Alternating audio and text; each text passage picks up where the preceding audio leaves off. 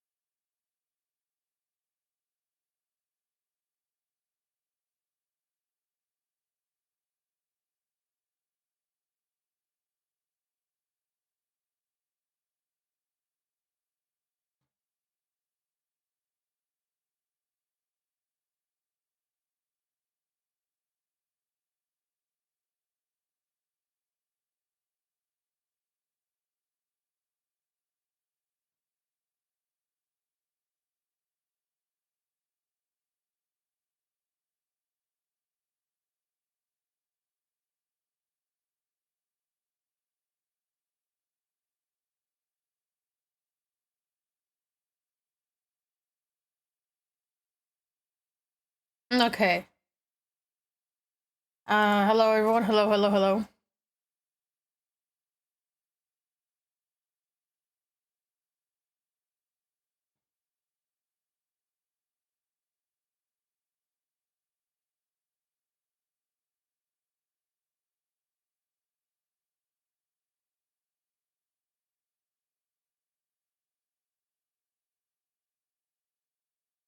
Hello, welcome to the stream. Let me.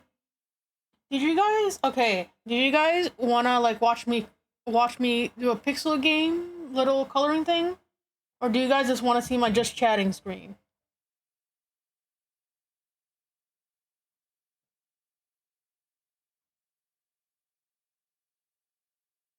Yes. I guess either is fine. No, it's a bit iffy right now. I'm not gonna lie.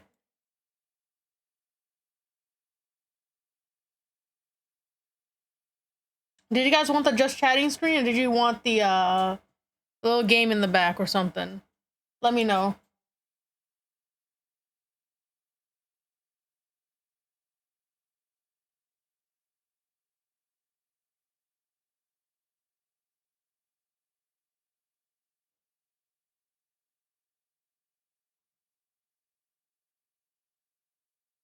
The game? Okay.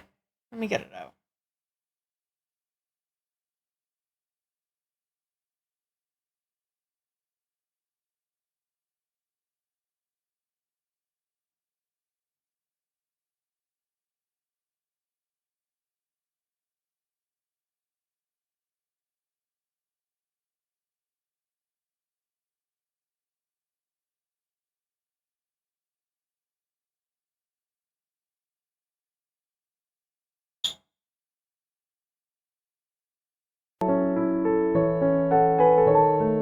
So chat. Let's see. Oh.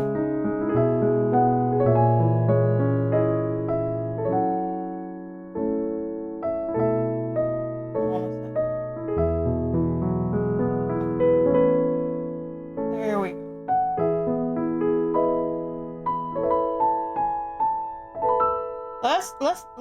Let's get started. So we'll start talking about last week.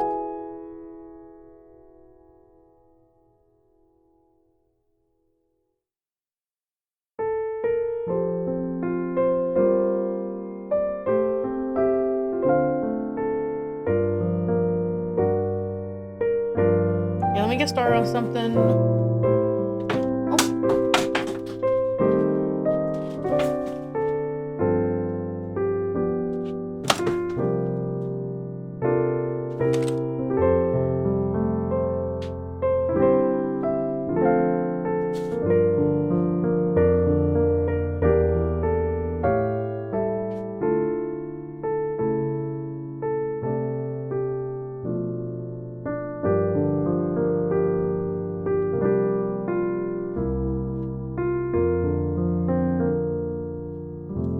Okay.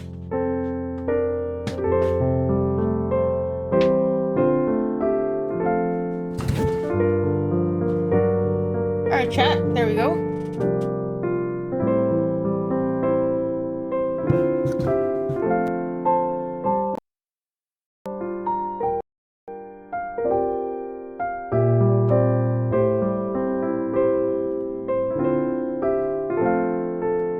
Okay.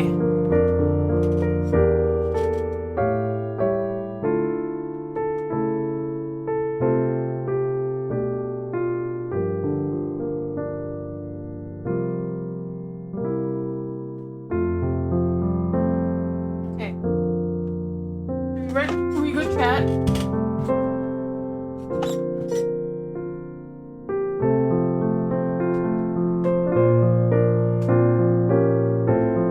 I'm a guinea pig. I have guinea pigs in real life.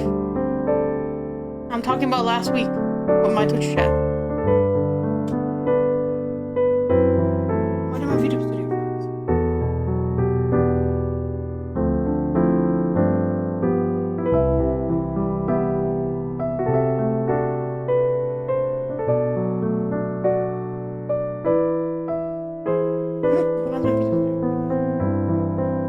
Hold on a second, chat. Okay. I gotta fix this problem. Okay.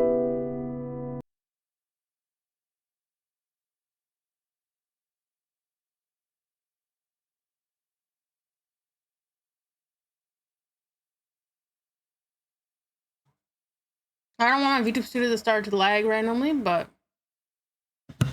we'll just do my just chatting screen. I can't have a good stream in the day, I swear to God.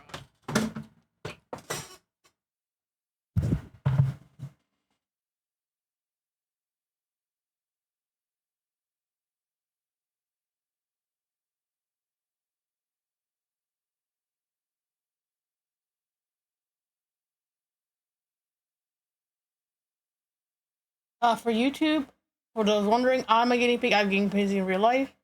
And I was talking about last week. I don't know why my VTuber studio is lagging, so I'm just gonna reset it real quick. You guys can hear me too, right? Hello?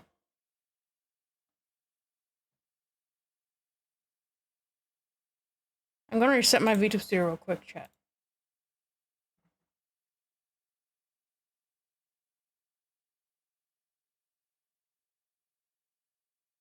Okay, cool.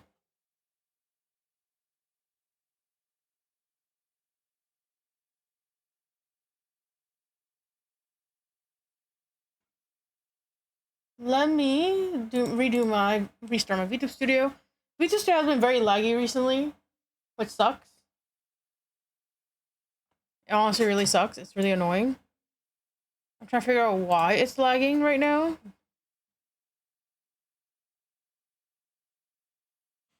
For those that don't know, I multi-stream on Twitch as well.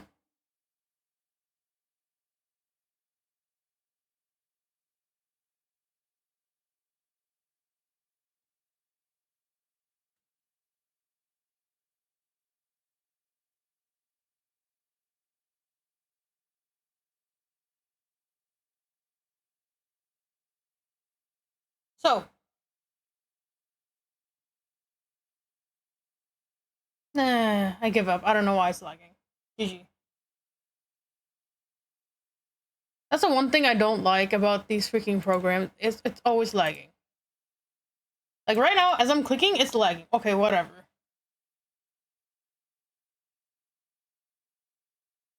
I gotta ask my manager later of why am I lagging. Anyways.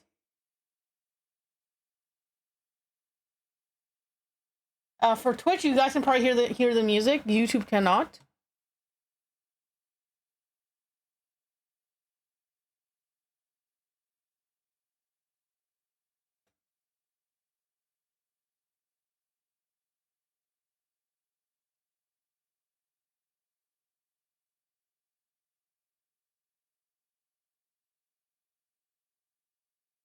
So why is it lagging? What the fuck?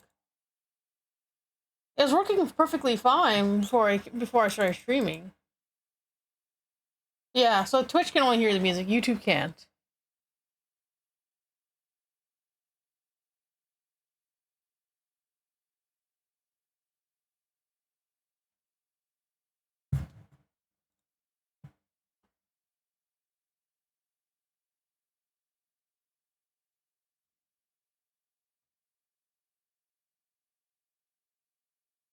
I wish I knew why VTube Studio was lagging. I had to figure out the situation later. Which sucks because I can't show my guinea pig toggle. I have a guinea pig toggle to see where I can hold my guinea pig from other model, but I guess with VTube Studio lagging, it's kind of hard.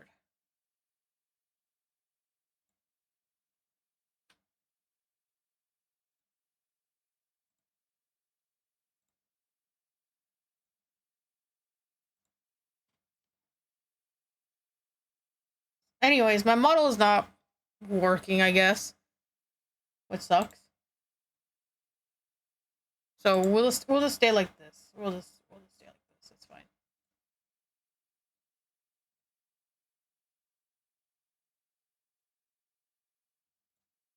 Okay, let me load up the game again, and we'll just.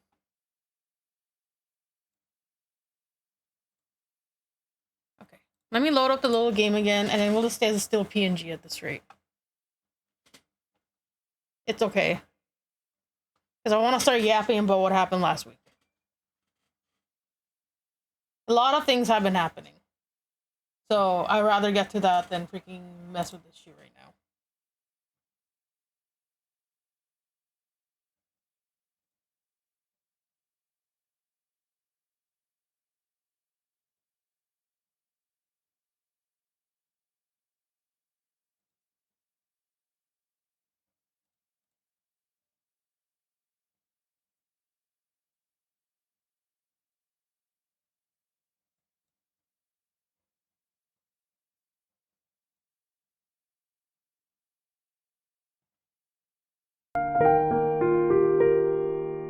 Alright, chat. Are we ready to talk about last week? Whoever's here for the guinea pigs. I can't show off my model toggle because VTuber Studio is lagging. I gotta fix that later.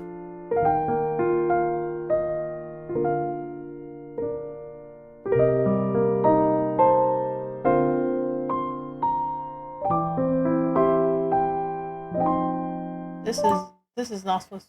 This music's not supposed to be here. There we go. Alright, chat. I can't show off my model toggles, but I'll show off the guinea pigs later.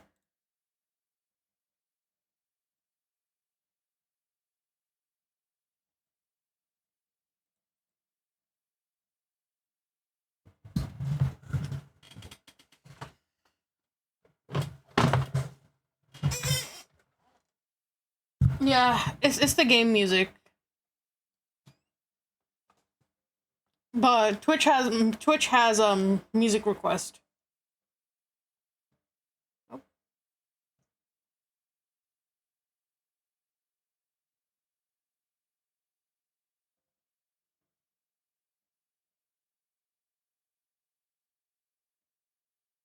Wait, is this my...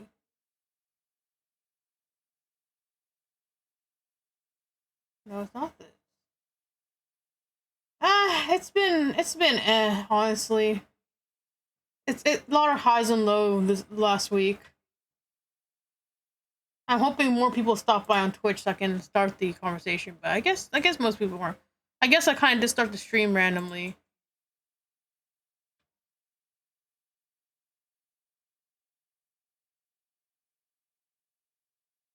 My model is not working, which sucks.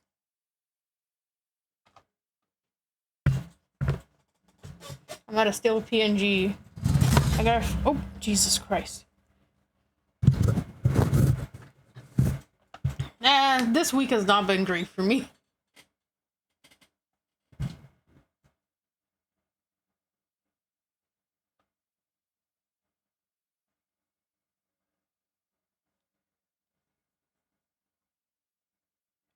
And now the touchscreen on my tablet is not working.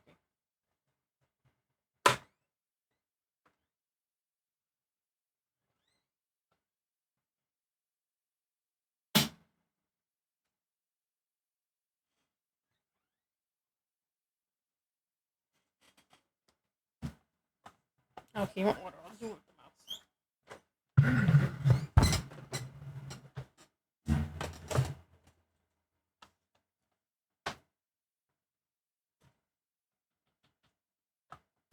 Okay, chat. So who here wants to talk about what happened last week with the guinea pigs?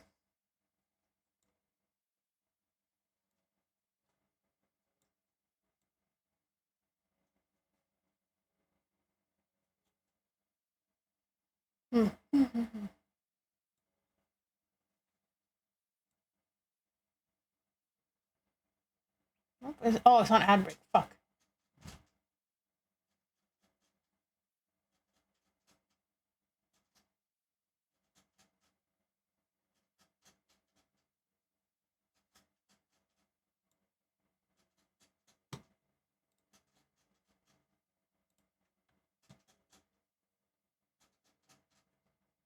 Oh, are we back from ad chat? So, okay, so yeah, so a lot of people that were here last week. So, I think a lot of people on Blue Sky heard yesterday. Yes, my guinea pigs did get sick. My guinea pigs did get sick, which means I have to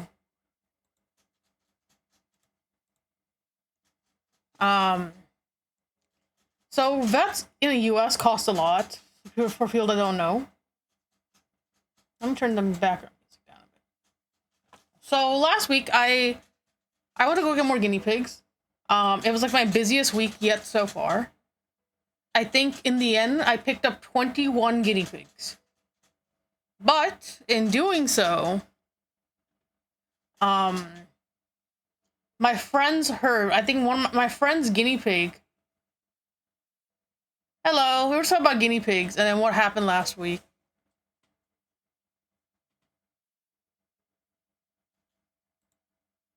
VTuber Studio is lagging, so I don't know. why, but it's okay. So typically when my guinea pigs get sick, I just treat them myself. When guinea pig gets sick, I manually treat them myself. A lot of people don't know this about me. Thank you for the follow.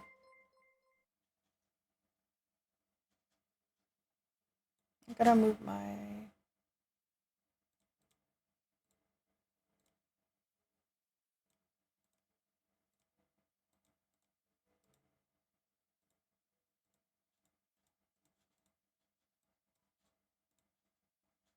alerts here. Thank you for the hydrate. So sorry, chat. I'm kind of on PNG today because my VTuber stopped working, but you guys can still hear me and see. I got a new customizable model, which my friend bought for me for my birthday, so I've been customizing that.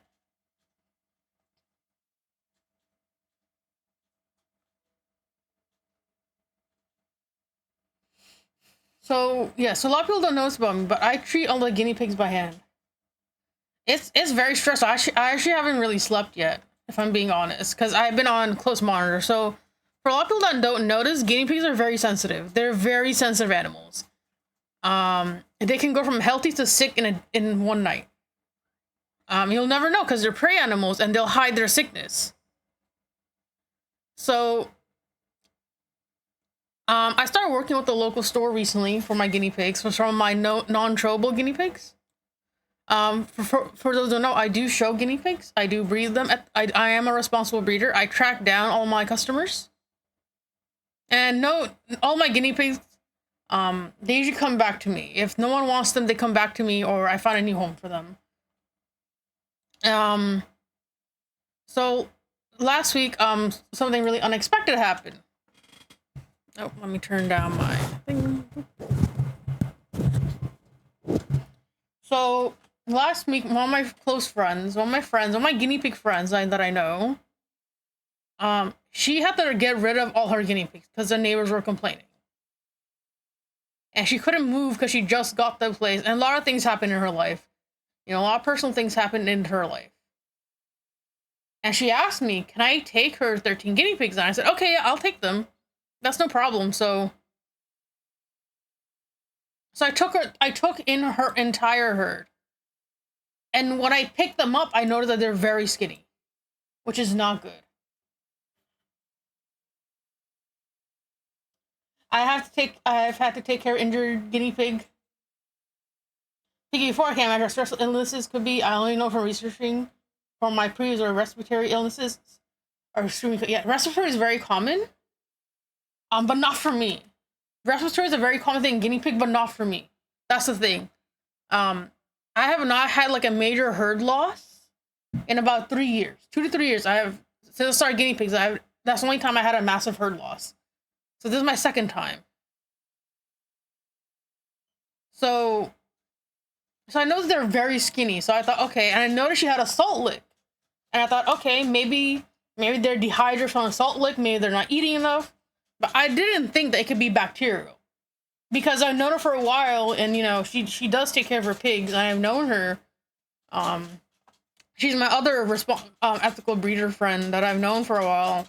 I guess maybe she got so busy, like, you know, things caught up to her, the neighbors complaining. And it happens, you know, she's on the older side, you know, 60 almost. 60, you know. It happens, you know, to the best of us, especially when you get to that age, you know.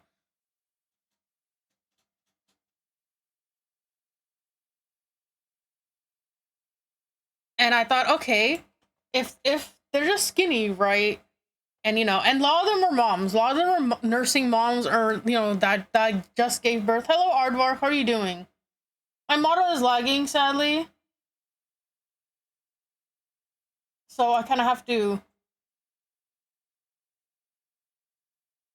I just have to fix that later. That's good. Yeah, let's talk about what happened last week with my piggies and what happened. Like last week was one really busy week for me. And because my friend got busy, she gave me one of her stores where she sells guinea pigs. And it's a local store, it's a local farm. They work with local farmers. I live in a very farm area, so this type of stuff is really common. Like the area I live in is very farm orientated, farm to table orientated. So it's very common to have a lot of responsible breeders here for every type of animal. So a lot of the pet stores here do work with locals often. Like we do have a pet store, which is not good because a lot of guinea pigs from like big name pet stores like Petco or PetSmart, they're not good quality pigs. And a lot of people think, oh, I'm just being like a snobby bitch. That's not true. Especially people in the UK. So my audience is primarily from the UK because guinea pigs are very popular there. Guinea pig breeding is a bit more standardized in the EU. Like I have a lot of my audience from the EU, typically, or UK.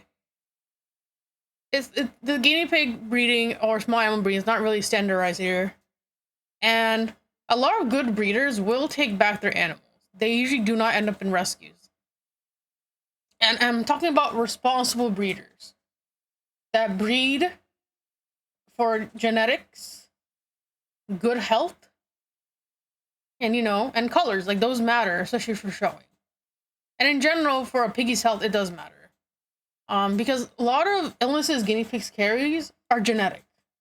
They're genetic, and so we want to breed that out. We don't want that. We don't breed those pigs. Those pigs don't get bred because they could have some medical illness that can be passed down, etc. So, anyways,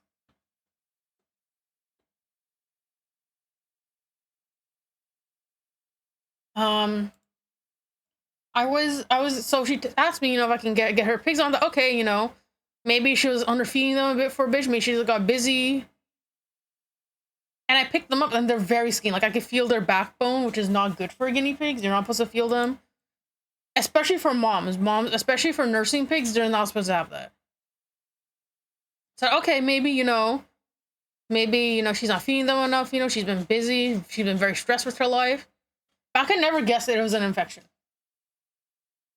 I can never, like it didn't occur to me that, oh fuck, maybe they have a contagious illness, and I didn't even think about that, which was really stupid of me. But I just wanted to help her out. She's in a tough situation,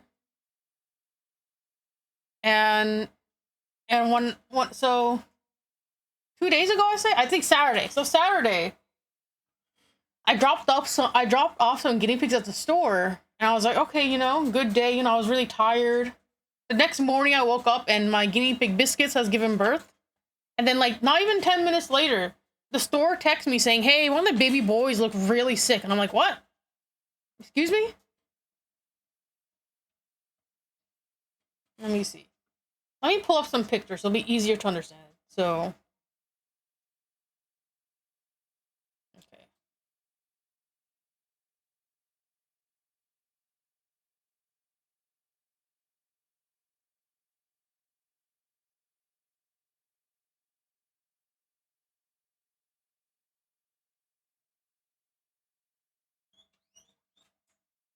I'll show pictures of what I picked up for my friend in a bit, but because they just literally got sick, I have not slept. It's been very tough. I'm saying get their picture up real quick.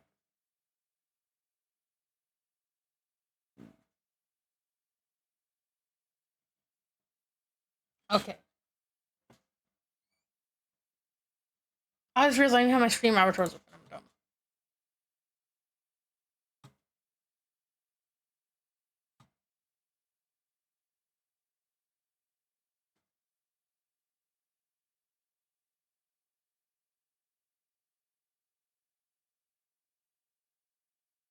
Hold on a second, chat.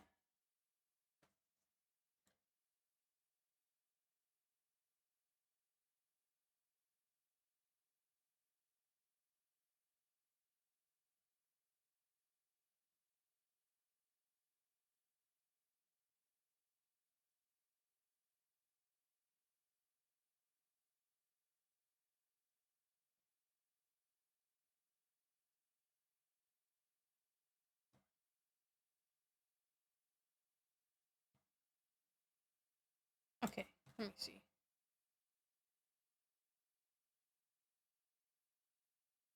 So, so the store calls me this Saturday. Oh my god, my model, stop lagging, please.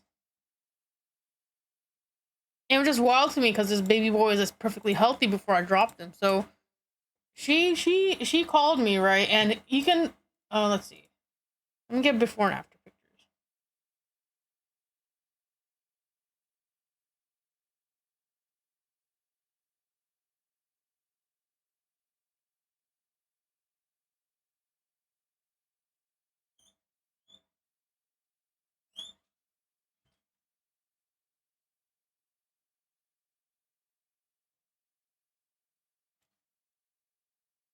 Okay.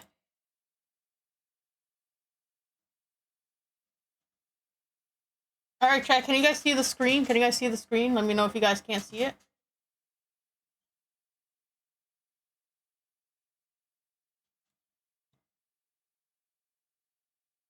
Okay, so you see this guy. He looks perfectly healthy. That's the thing. Like you see, there's no issues, with him or anything. You can tell from here that he looks healthy, and that he doesn't look like he's sick, right? Oh my god. So you can see from here that he looks perfectly healthy. Like he's Jesus. VTuber Studio is being a bitch right now.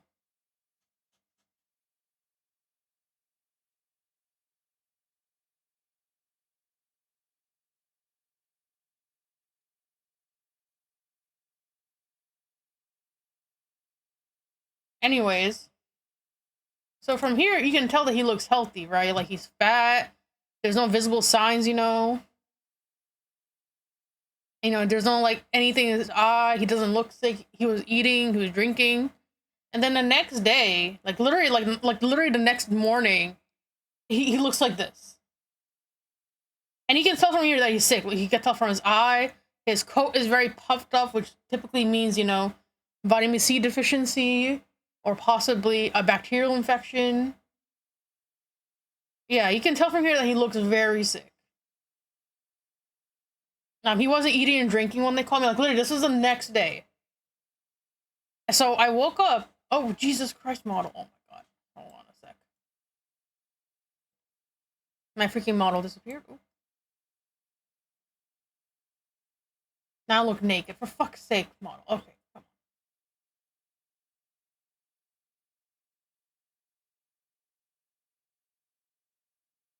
on. Like, VTuber like, is legit lagging right now.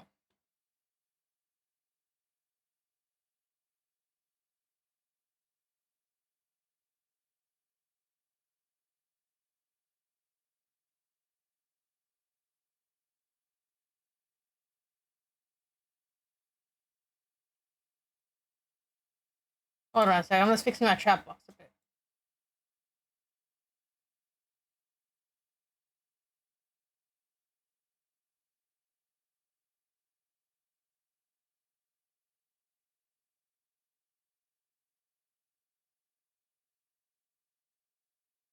Sorry, my freaking model's in the freaking corner. Like, Anyways. So you can tell from here that he looks very sick. So he wasn't eating or drinking or anything, which is not good for guinea pigs. For those that know that, that's a very bad sign for prey animals. I think so guinea pigs. Where the fuck my model keep going? Stop. Jesus, this is annoying me now.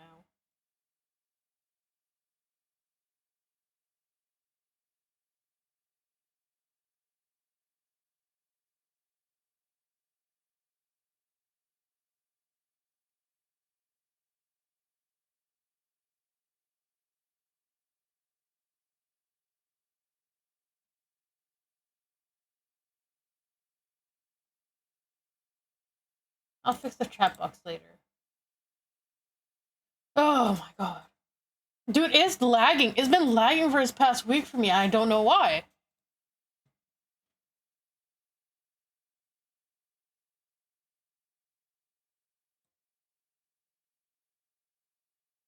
Okay, there you go. At least the piggies are on screen.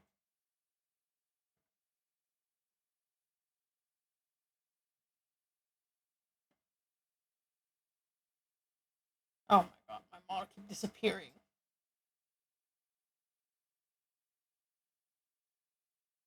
Like it's legit going like 2 frames per second. Like it's so bad right now.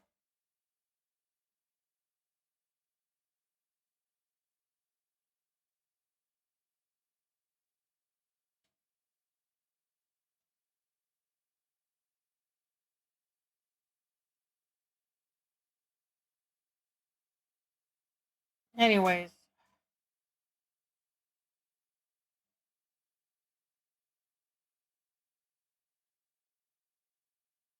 Come on, go back up.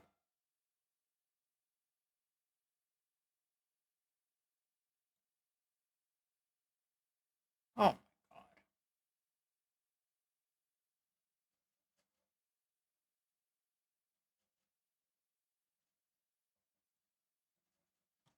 Come on. Go a bit.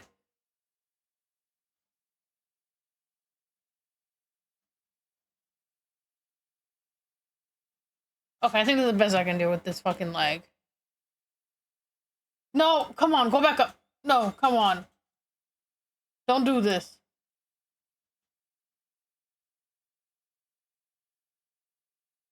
Anyway, I think this is okay. Sorry, chat. I don't know. I gotta fix this VTube studio issue. I gotta talk to my manager about this after. I swear to God. See, I want to see if she has a fix for this. Now I gotta see my titty. Are you kidding me?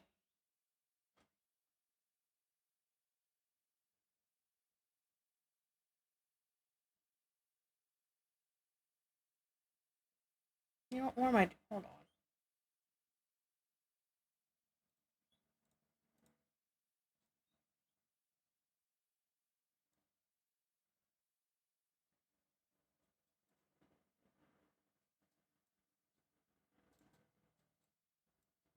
You know what? We're just gonna do this, chat. We're just gonna do this. Screw it. I'm all the way here. Anyways. I give up. I give up trying to fix this right now.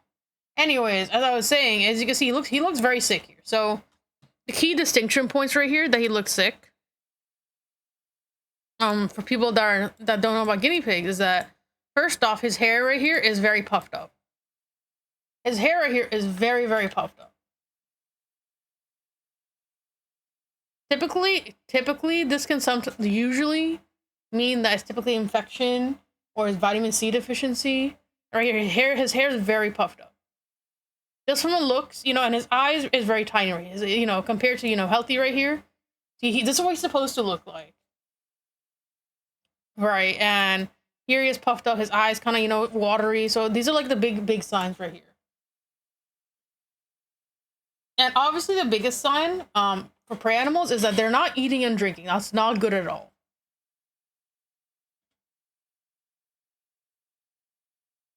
Yeah, so sometimes typically if the hair is like pointed up, it can usually sign for vitamin C deficiency or bacterial. Or like if it was ringworm, they would have been losing hair at scabs. And you know, when I picked up the baby boy, I didn't notice any hair loss. So, and then my other friend I gave guinea pigs to. So my guinea pig Cheese, I gave her Cheese and I gave her a little black sow, the black girl the other day. I should have him on Blue Sky.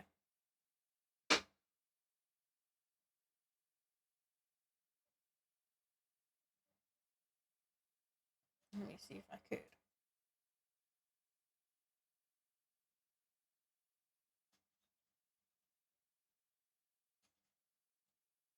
So let's see. So see this black sow right here, or girl, for the sow means female for in guinea pig terms. So she looked perfectly healthy. Like she had a good body weight right here. She's very fat. You can tell from right here that she has good body weight. And then right here, you know, there's no visible signs of illness. And when I gave her, she's like, yeah, no, she was surprised that she died. She just died. Typically, if it's sudden death, again, it's usually bacterial or vitamin C deficiency.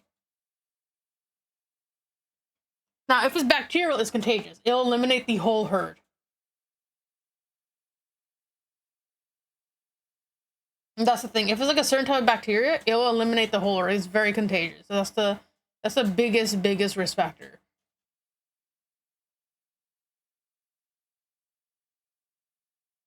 Now, with vitamin C deficiency, for babies, very hard to bounce back from. Adults, a little bit easier, but still very hard. They're very fragile. I gave her Cheese, and she told me Cheese felt a little bit skinny, and then he wasn't eating much.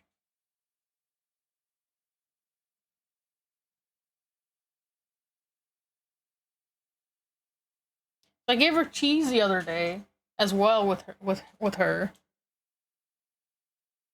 He seemed a bit, he felt a little bit skinny, and he seemed kind of limp.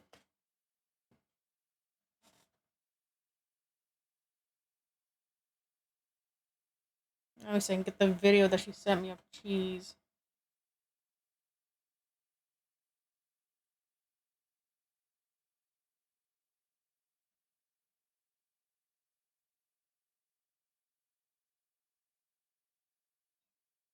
Okay, here's the video.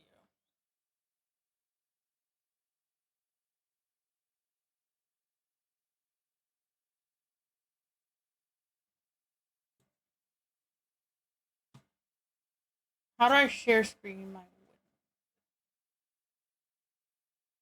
Hold on a sec.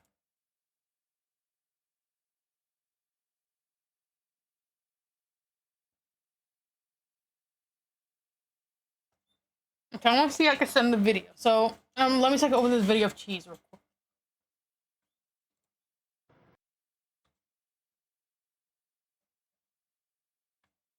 Okay, I have the video of cheese. Okay.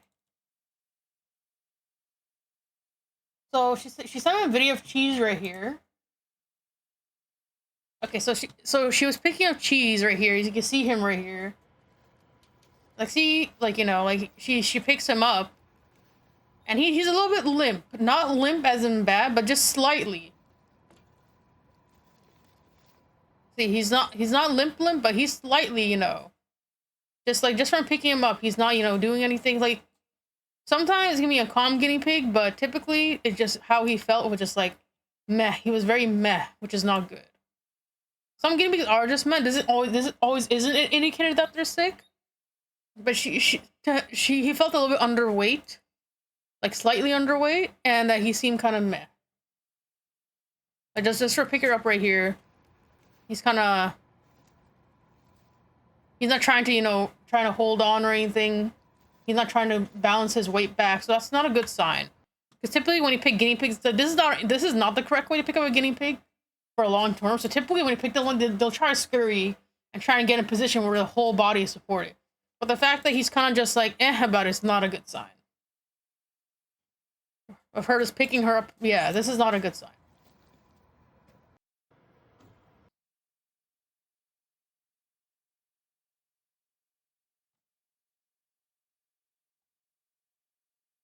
So because of that, and then I gave her another girl, and she seemed to be doing perfectly fine. I called the store today, and they told me the other two boys are fine. So I'm hoping it's not bacterial. So I'm doing the typical, the basic procedure of cleaning guinea pigs, which is my Discord's here.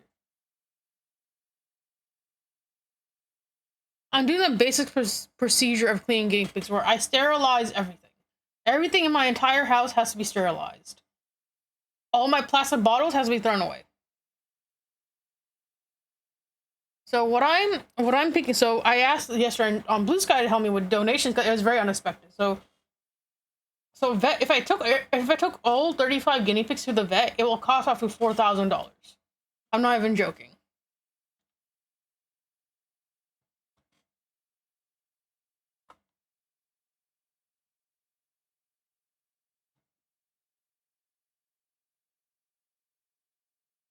It costs over $4,000. Yes, it will cost, and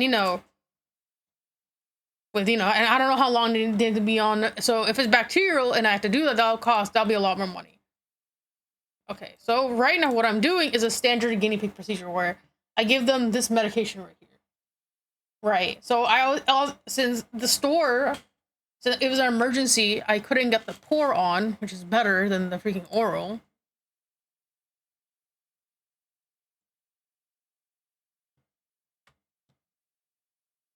So a lot of my guinea pigs I treat at home. I'm my own vet.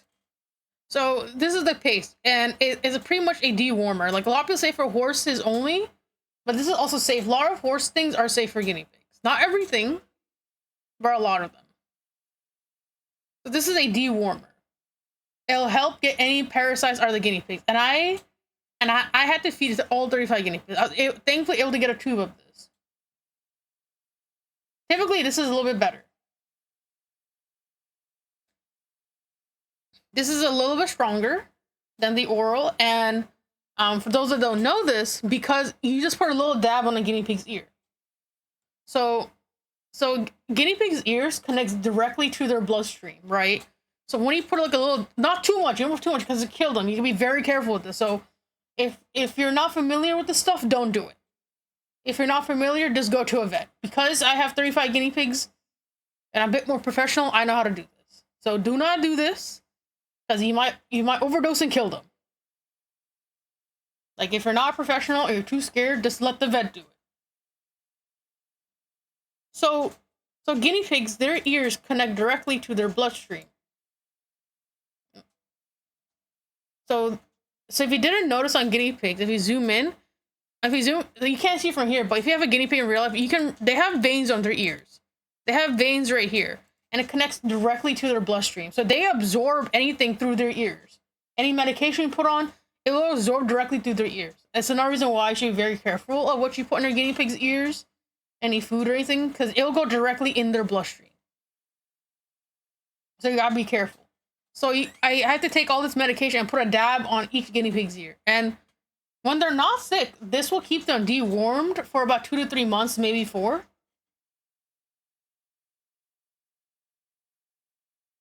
Yeah, you put this above their ear and it'll go directly in their bloodstream. They have veins and it'll go, let me see, get a better picture. Let me see it on someone else.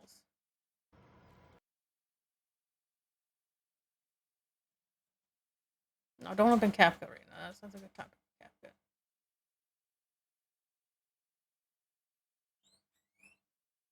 Well, I have a nice picture of their ears right now, but they have veins, so oral is a little bit safer, but I still wouldn't recommend it if you're not comfortable with it, because it can be very dangerous for overdose. It could kill them. So what I was asking, what I bought yesterday, I was able to buy this paste, and I was fed everyone this paste. I bought a tube of this paste, and then I ordered on Amazon the blue medication. Right now, none of my guinea pigs are showing signs of sickness. They're all eating.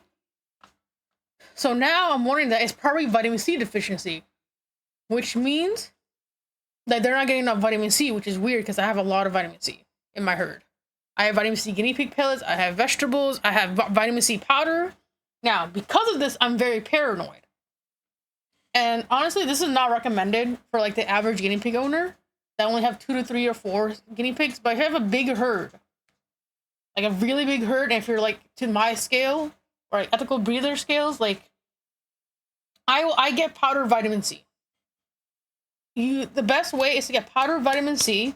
You mash up pellets and they'll eat it. And I'm doing the forbidden trick of where you put vitamin C in the water. Now, like there's like, okay, so there's these drops for guinea pigs right here. Let me see if I can find it.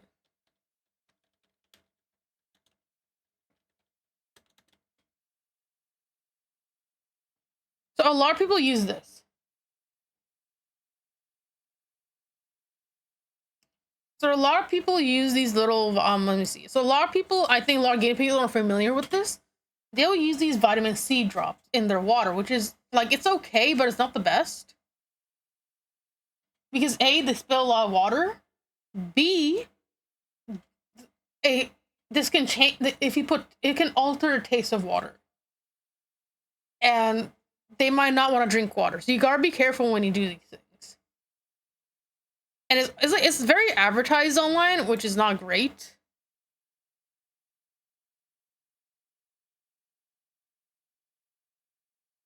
And a lot of guinea pig owners just use this vitamin water. And it's fine. It doesn't hurt them. It's not the best. It's better to give them fresh vegetables or vitamin C tablets. But I prefer the vitamin C powder, and I put a little bit of it.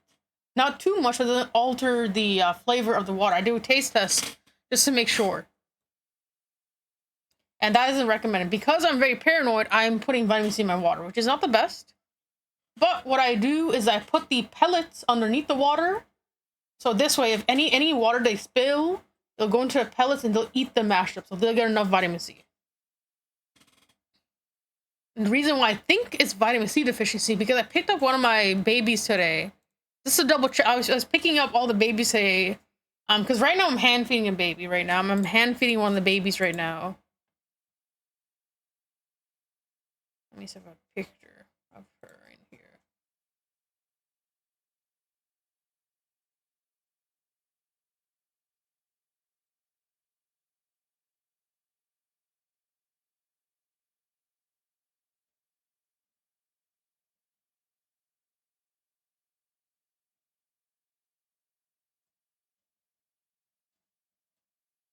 Okay, so here, I have an older picture. Okay, so right now I'm hand feeding this baby right here.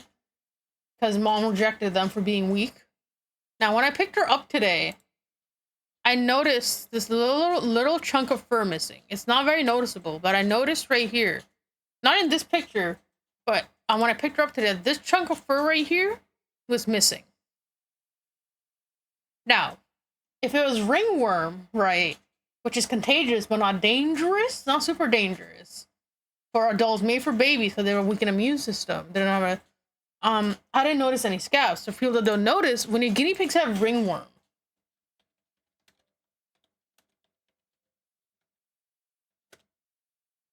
and ringworm is not a worm. People don't really realize that. Ringworm is not worms.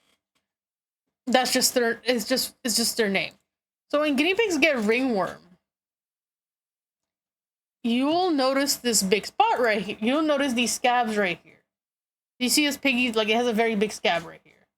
But I didn't notice that with my pig, so it's not ringworm. So the only thing I think is vitamin C deficiency. And what I'm thinking is happening is that the pigs are fighting too much for food and not getting enough vitamin C. Like slightly. But just to be safe, I'm sterilizing the entire place. This will take a long time. This is a lot of money.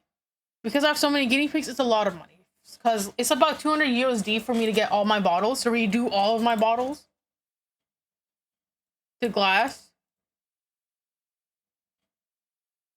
And then, like, a lot of, like, guinea pigs owners do use, like, fleece. I don't use fleece, typically.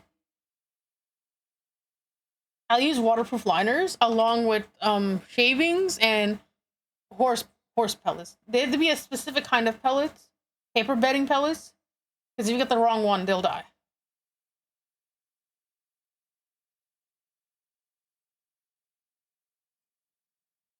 And even from right here, like this baby, I'm hand feeding her right now, and vitamin C deficiency is a bit easier to come back from. It's hard. It's pretty much as a big... Oh, Jesus Christ, VTuber Studio. Why do you do this? No. No! No!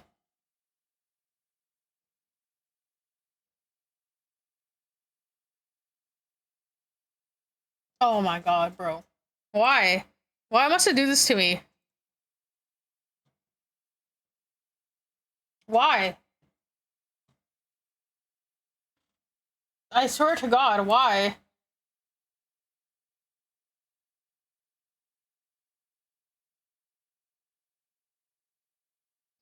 I gotta figure out this fucking VTuber problem studio issue before my new model comes out. Yeah, this is good enough. So,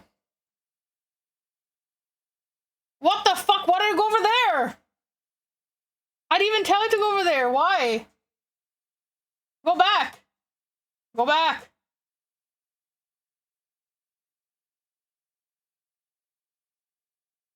Bro, are you kidding me? I don't want to block the guinea pig, dude. Are you fucking kidding me? You know what? Fuck you, YouTube Studio. Fuck you. You're pissing me off right now. Okay, I fucking closed. I got really pissed off.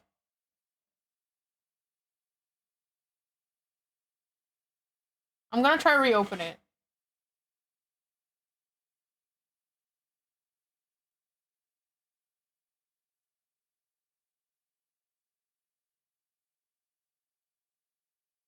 Anyway, so right now Hampton's Bay, I've noticed a little chunk of fur missing. And thing is, though, I'm going to deworm everyone just in case. Get the sterilization going. Oh, if you just not respond. Okay, whatever. I don't care anymore. Okay, let's talk about guinea pig. It don't matter. These are my PNG. It really don't matter.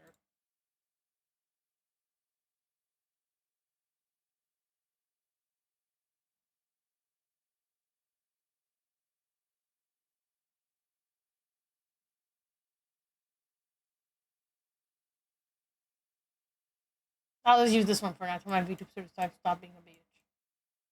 Hey, why did it update? What the fuck?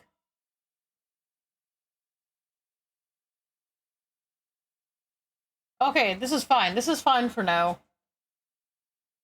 Okay, anyways, as I was saying... Hello! Welcome to the stream. We're talking about guinea pigs. Because I have guinea pigs. I have a lot of guinea pigs.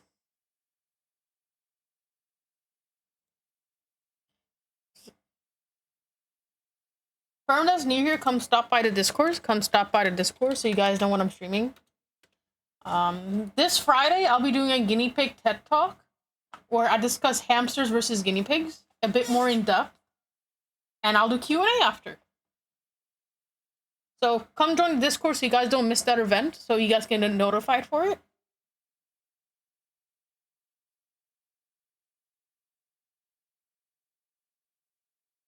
My VTuber is lagging, I don't know why, I wish I knew.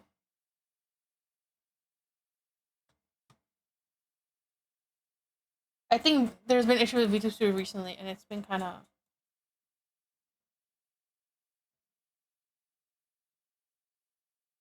Oh shit, I'm back, what the hell?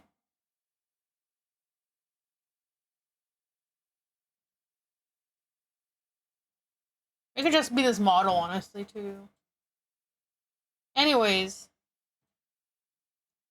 Oh, let's also talk about, so I went to a guinea pig show a while ago. I went to a guinea pig show for people that don't know. People on Blue Sky know, because I posted about it as I was going. Oh, Jesus Christ.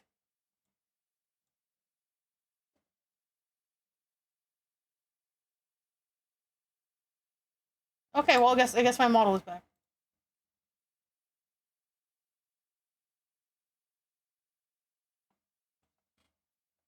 Will it lag? Will it lag when I freaking put the phone in? I gotta figure out the solution for this, because I don't know what's going on. Like, I really don't know what's going on. And I would really like to know of why it's lagging, and it's really irritating me. Because my fiance's computer is not a shitty computer.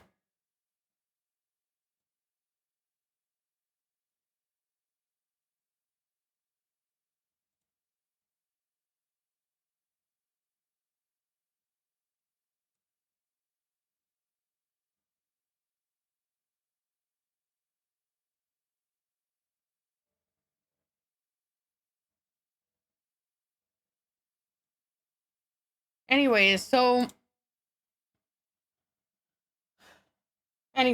let's continue talking about I'm guinea pigs.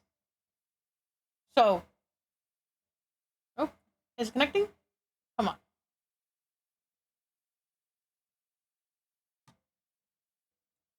on. For people that are new here, I have about like 35 guinea pigs.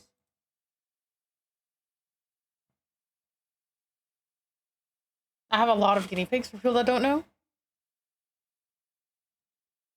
So people that don't know this as well, when one guinea pig gets sick and it's contagious, it will spread within seconds. Not like seconds. Okay, maybe seconds a bit exaggerating, but it kind of can to some degree. I'm moving.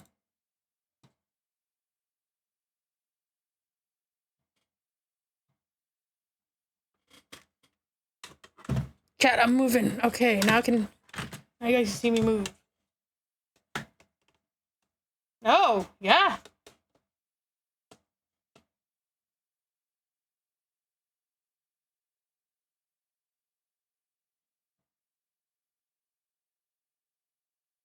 Anyways, now that I can fucking move and not be freaking still, that's great. But I need to know why VTuber is still lagging. Anyhow, I'll figure it out later. So when one guinea pig gets sick, typically, and it's contagious, it can eliminate your entire herd within less than a week. That's how dangerous guinea pig sicknesses are. Like let's say you have like 10 guinea pigs and one gets sick and you don't eliminate it, your entire herd, like your entire herd will be dead. Like, I'm not even exaggerating. Like that's how quick it will go.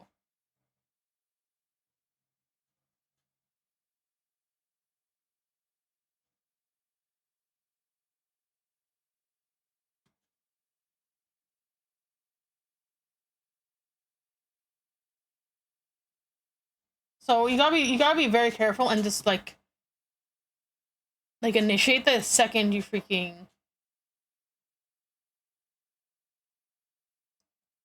like you gotta be really quick, and it sucks because um guinea pigs are hide their illnesses because they're prey animals, so you gotta be really on their behavior.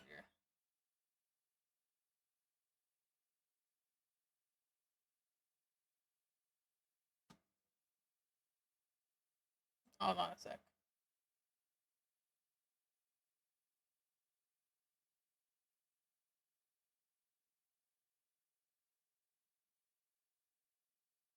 I'm meh, honestly. It's been very stressful. I haven't slept yet.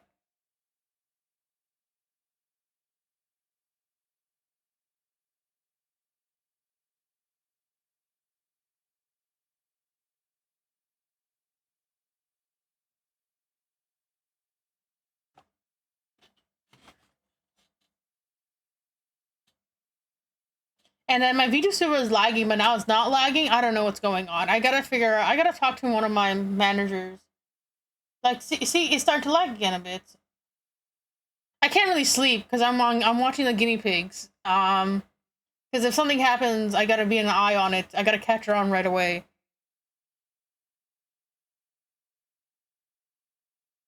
So you see, right now my model is fine. It's not lagging, but oh no, it's slightly lagging. It's slightly.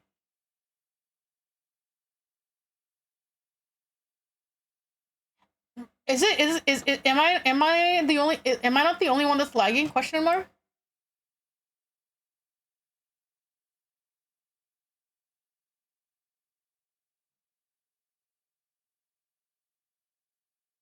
Are other people having the same lag experience as I am for VTuber Studio?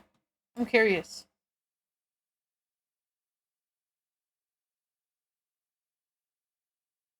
Because I've been having this lagging problem. I'm debating if it's my computer at this rate.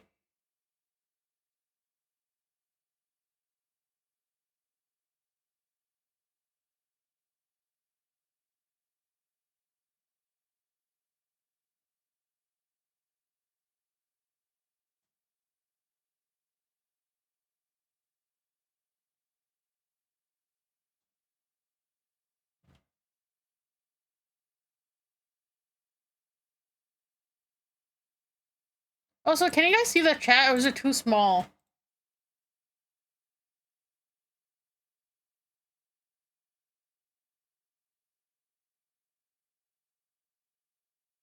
Really?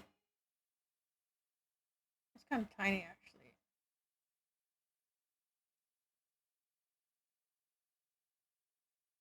Okay, it's too small. Okay.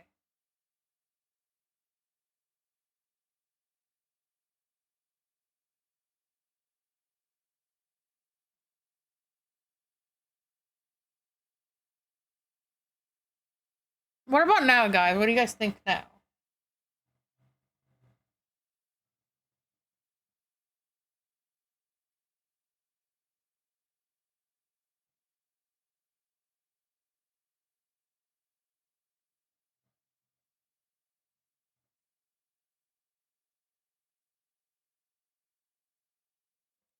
Okay. We'll keep it at this. Hold on.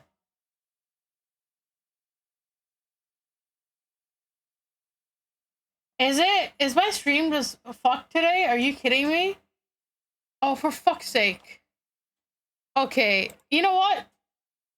Oh, you know what? I give up. I give up. This. You know what? This right, just watch my YouTube stream. I'm pretty sure it's less shit than this right now.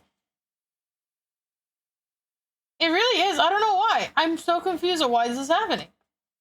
I just want to yap.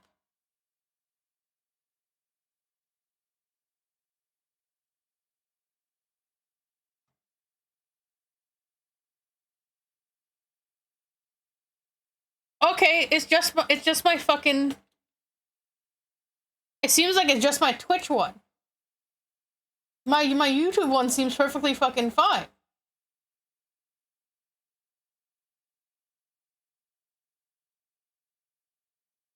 Okay, chat. If you wanna watch, is Twitch being scuffed? Switch to YouTube. Ironically, The YouTube streaming is better for me right now than freaking Twitch. Okay.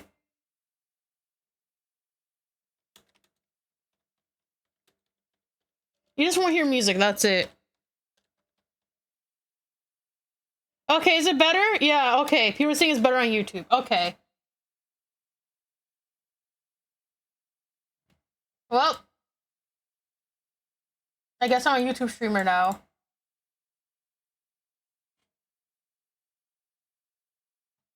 So is this Twitch fucking up, right?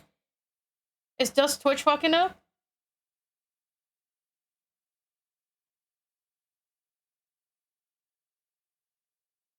Okay, everyone go to my YouTube channel. My YouTube stream is less scuffed. Go to my YouTube. Go to my YouTube, everyone, if you want to see a less scuffed stream.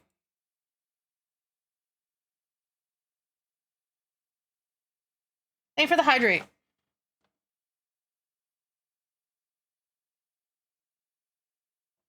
Hello, hi Iron. Yeah, it's less scuffed on YouTube. Okay, okay, everyone, it's less scuffed on YouTube.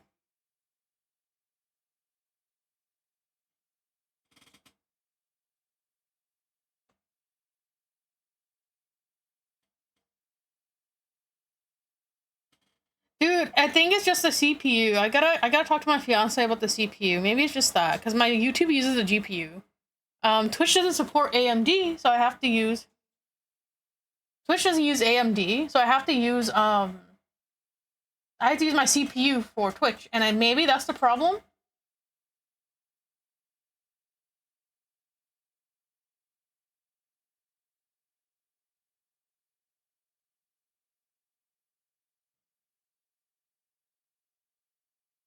Anyway, if friend does need to come stop by the Discord again. I don't think. No, Twitch does not support AMD. Twitch does not support AMD. It lies with AMD. Me and Miles have tried it. Yeah. Yeah, I have. Me and Miles have tried forcing Twitch, what's it called? The AMD graphics card. It's my fiance's computer, and even Miles tried with me, and it just fucks with my entire OBS. My entire Twitch stream.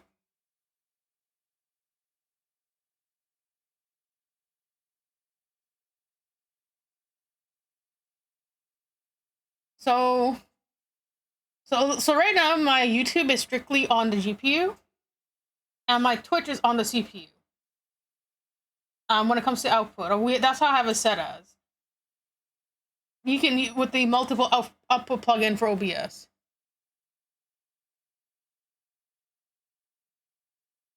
So I gotta recheck everything later.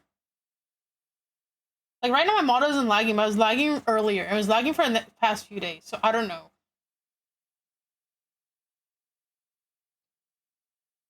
My task manager, I already know. Yeah, I already know the task manager. Yeah, the CPU's at 80. GPU's at 80. They're both at 80 right now.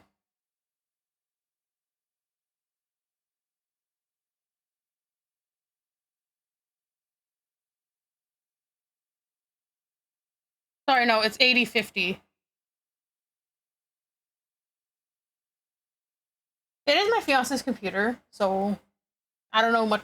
He kind of does most of this stuff.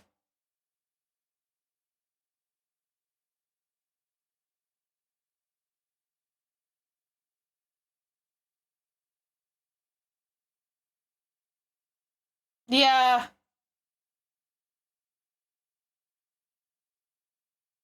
That kind of happens when you have this freaking model and everything too, to be quite fair.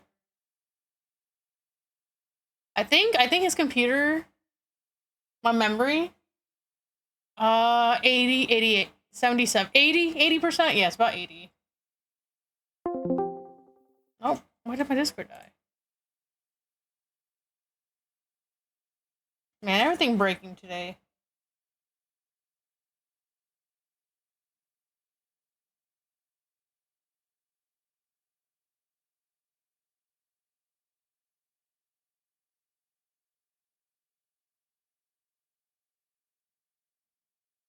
I'll fix everything later, no worries.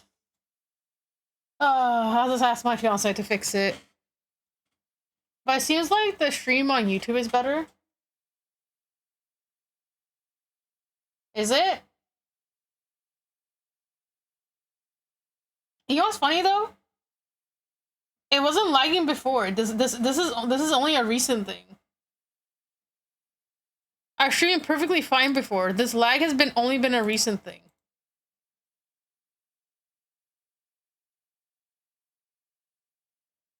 It's because I multi-stream. I multi-stream at 1080p on both sides.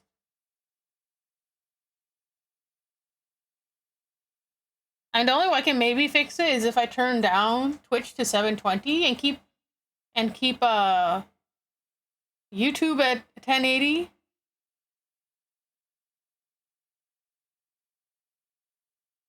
But I gotta. Yeah, YouTube side is way better. I already knew this. YouTube has a bigger delay though. I think from what Maz and stuff did.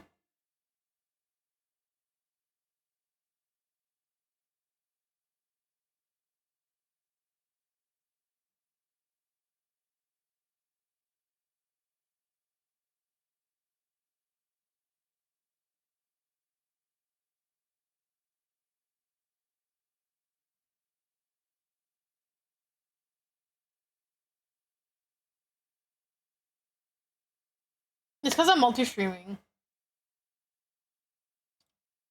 Let me check real quick. Yeah, I can't do anything about I can't really do anything about Twitch right now. Let's see.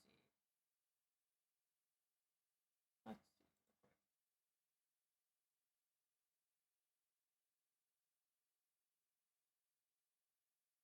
I think the only option for me to do, honestly, is for me to turn down my Twitch stream to 720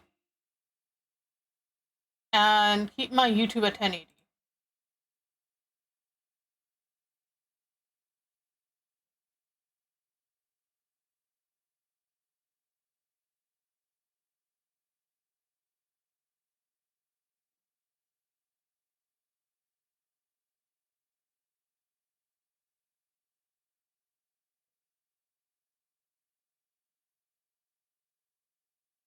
I'll fix that after stream. I think I'll turn down my Twitch to back to 720 and keep my YouTube at 1080. And we'll see how that goes. And see if that fixes things. I can end and stream and change and do it again, but I don't want to do that right now. Like how bad is the Twitch stream right now? Is it still pixelating?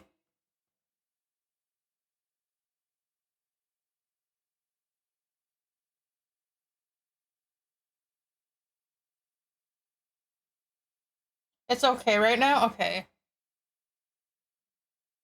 Yeah, I think I'm just gonna have to turn down my Twitch stream to 720 to see if that helps with the CPU.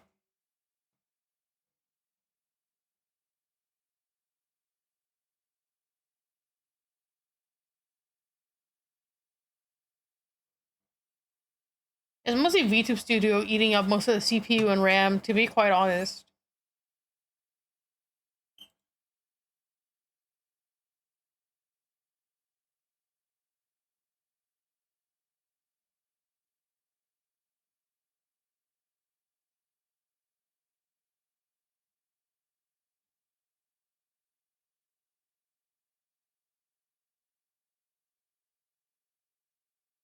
I'm closing down this right now. The only downside to YouTube is that there's no music and stuff, but it is a little bit better.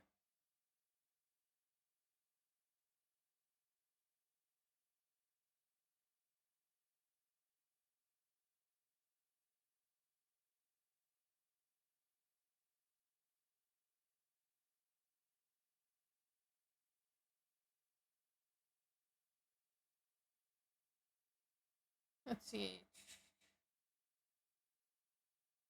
Yeah, VTube Studios take out the most memory right now. The most RAM. I don't think I can fix that.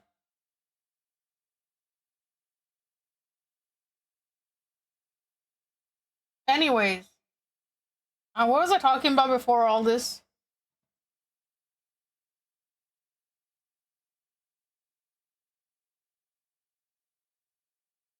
Does anyone remember?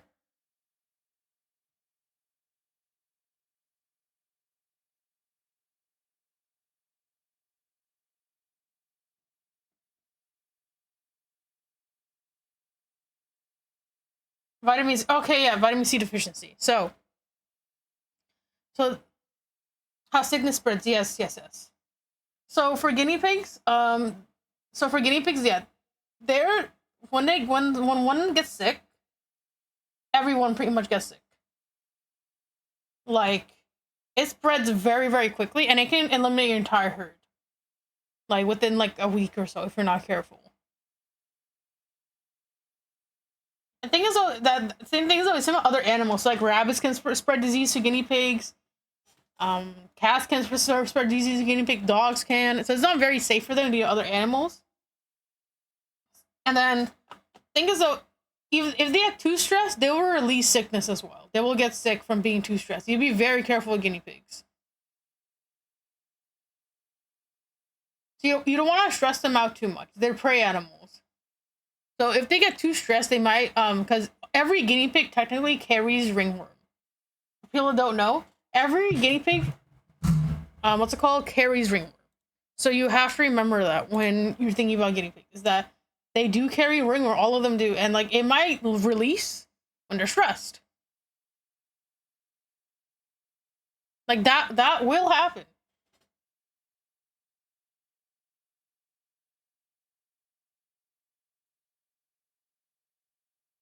To be quite fair, it's kind of humans' fault. We did kind of genetically breed them to be domesticated. To be quite fair, there is wild guinea pigs that exist, but they're not made for pets. There's also meat guinea pigs. I don't know, a lot of people don't know that.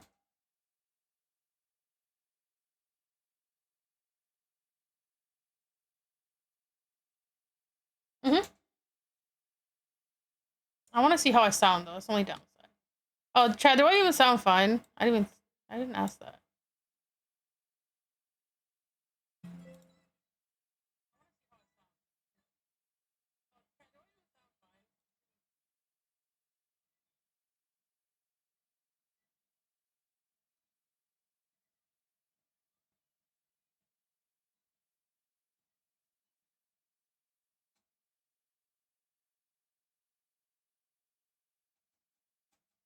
Yeah, that's what I'm saying. Like, actually, speaking of genetically bred animals, um, my friend, she actually breeds cows. She used to breed cows, and she told me that cows struggle to give birth without human assistance now.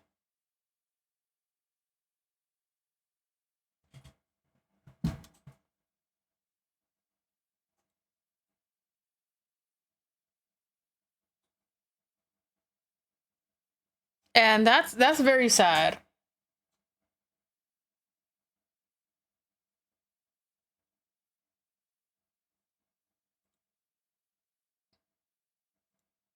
So, like, a lot of cows can't give birth on their own because of how we genetically modify them.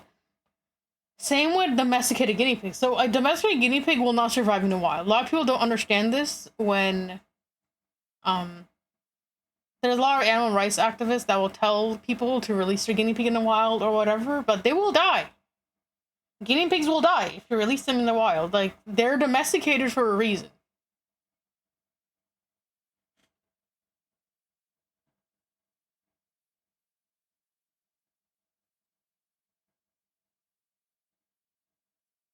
Yeah, humans have done that. Yeah.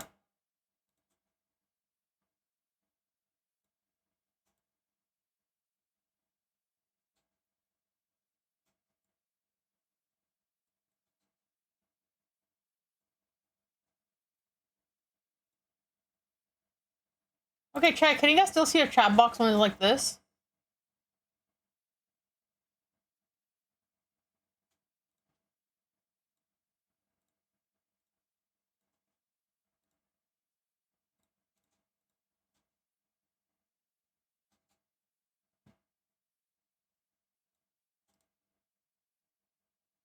I want to see if you guys can still read the chat. Okay, cool. I was thinking of putting the YouTube chat on here too, but I gotta figure out how to do that. I'll ask Maz later to help me with that.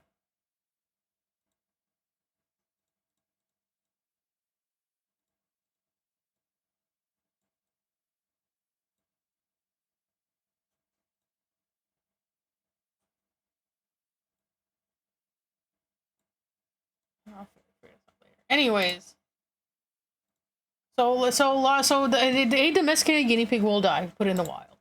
There are different types of guinea pigs. There are meat guinea pigs that are actually very aggressive.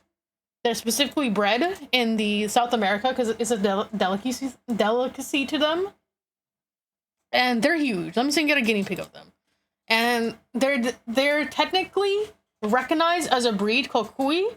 I don't know how to pronounce it correctly, but that technically translates to guinea pig in Spanish. But they're recognized as their own breed. They're recognized as their own breed.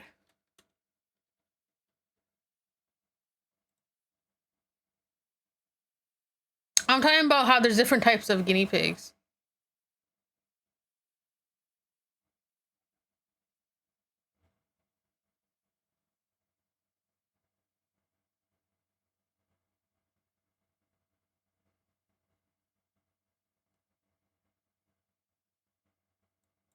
Let me see if I can find one.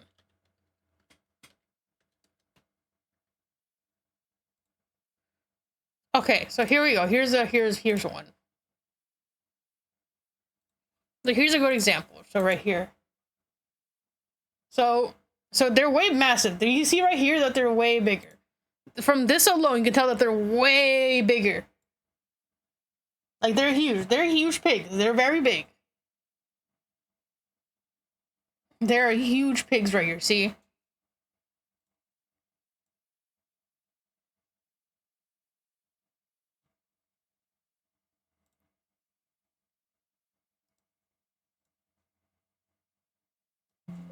And these guys are not fluffy or friendly. These guys are not friendly. So right here, even look, huge pig right here, right?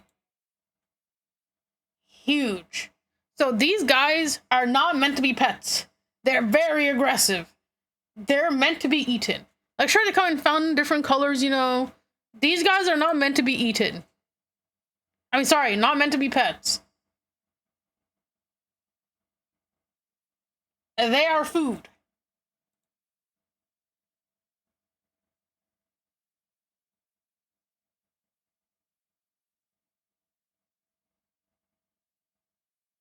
They'll bite you.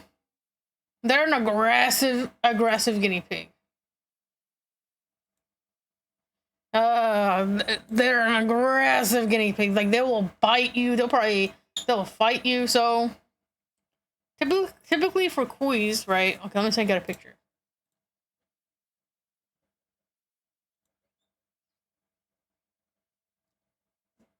This is a very big guinea pig, not meant to be, you know, as a pet. So even right here, they're huge. Let's see. Oh, actually, also cuys, I think they have an extra paw. They have an extra paw in their hind leg. So guinea pigs' front paws are typically, I think, they're only supposed to be 3 in the back. It's supposed to be 3 in the back and 4 in the front, if I remember correctly. They have 14 toes in total.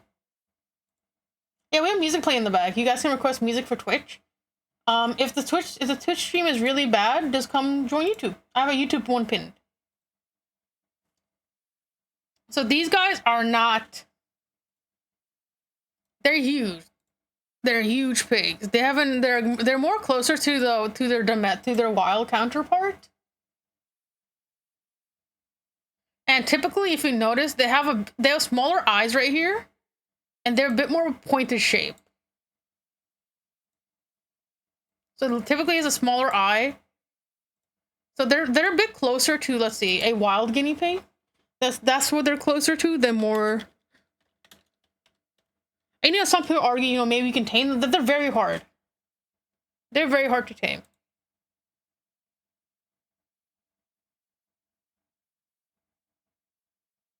Technically, they're related, capybaras and guinea pigs, but they're surprisingly vastly different. Yeah, it's primarily their So wild guinea pigs do exist, by the way. They exist. Yeah, they're both from the same family, but very different. For example, capybaras love water, but guinea pigs hate water. That's a very big key difference. Guinea pigs, you're not supposed to give them, and you're not supposed to bathe them. You're not supposed to go in the water. It's actually very dangerous for them. You're not really supposed to bathe them or anything. So right here, oh, sorry, I mean to create new.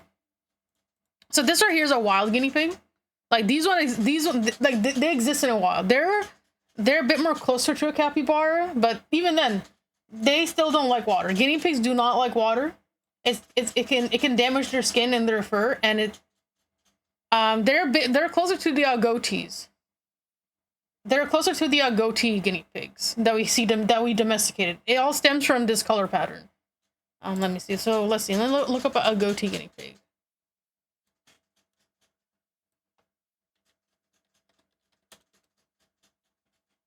Oh, look, there's mine. It's very dangerous to bathe guinea. Yeah, if you bathe them, or like you only wash the parts where they need to be washed. So it's typically their butt. For males especially, not for females. Females they have an easier time. So the most common color of guinea pig. I'll probably do a video on that later. So every Friday I'm doing a guinea pig TED Talk. Every Friday, so come join the Discord, and I have an event set up. So every Friday I'm gonna do a guinea pig weekly talk. And this week is gonna be hamsters versus guinea pigs. Because a lot of people mistake hamsters and guinea pigs. And I have an event set up on Discord so you don't miss it when it pops up. So this week I'm doing a TED Talk on hamster versus guinea pig. A lot of people confuse them as the same, but they're very vastly different. So come by for that. So the most common color of guinea pig, or the most common guinea pig, the most common guinea pig that stems that they're a fun rodent. They're definitely a fun rodent. Let's see. So the most common type of guinea pig is this right here. It's a brown agouti, an American brown agouti that almost directly stems from this. Brown and lemon agoutis are the most common color of guinea pig.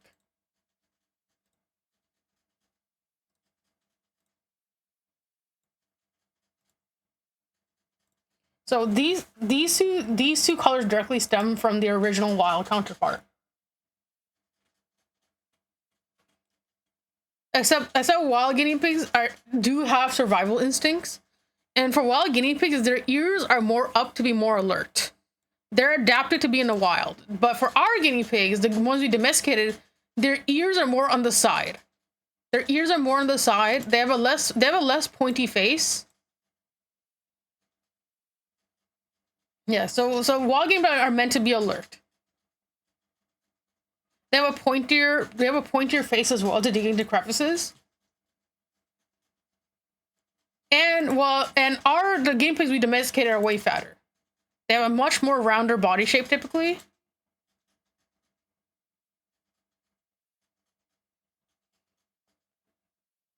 And they have no survival skills. They have no survival skills compared to their. I have 35 guinea pigs in real life. I have 35 domesticated guinea pigs in real life. Oh, why do my see my YouTube studio is now crashing? Are you kidding me? Are you serious? Okay, so I personally have 35 domesticated guinea pigs, at least 35. So last week I picked up 21 guinea pigs. Let me show them actually. Hold on, let me exit all this stuff. So people that weren't here, yes, my guinea pig herd did get sick. If you guys saw on Blue Sky.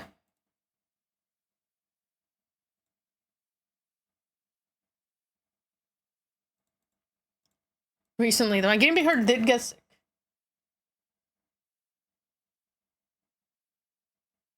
And right now I'm treating them with Evectormin, I don't know how to pronounce it, whatever it is, a dewormer and vitamin C. I gotta redo my entire setup. I would say I myself am more domesticated cabby because I breed guinea pigs. So a lot of people don't know this about me but I am a ethical, responsible breeder in real life. I do show work and I do rescue work. A lot of people don't know that. A lot of people are against breeding, that's okay, but there are responsible breeders. And a lot of people don't understand for guinea pigs. A lot of the health issues are genetics. Yeah, I still breed them. I have 30 guinea pigs right now. And a lot of good breeders will stop. Yeah, a lot of good breeders will stop these genetic issues. If they're a responsible breeder, they will stop the genetic issues, and that's kind of where like it's totally cool if you want to rescue. Um, at the same time, I think people seem to understand because they're prey animals. A lot of people also don't want to put in the work. Yeah, a lot of people don't want to put in the work to rehabilitate a guinea pig or a rabbit. It's very hard. People that do rescue guinea pigs understand how hard it is. And sometimes they may never bond with you. A responsible breeder, because a responsible breeder, typically, like someone like me, will pick up the babies from day one, so they're used to human touch. And typically, they don't get sick as often. If you can take care of them correctly, obviously, and they will give you the pedigree. And I take back any guinea pigs people don't want from me anymore. I take them back all the time. It's only recently I got a herd sickness because I picked up my friends. Let me close all of this.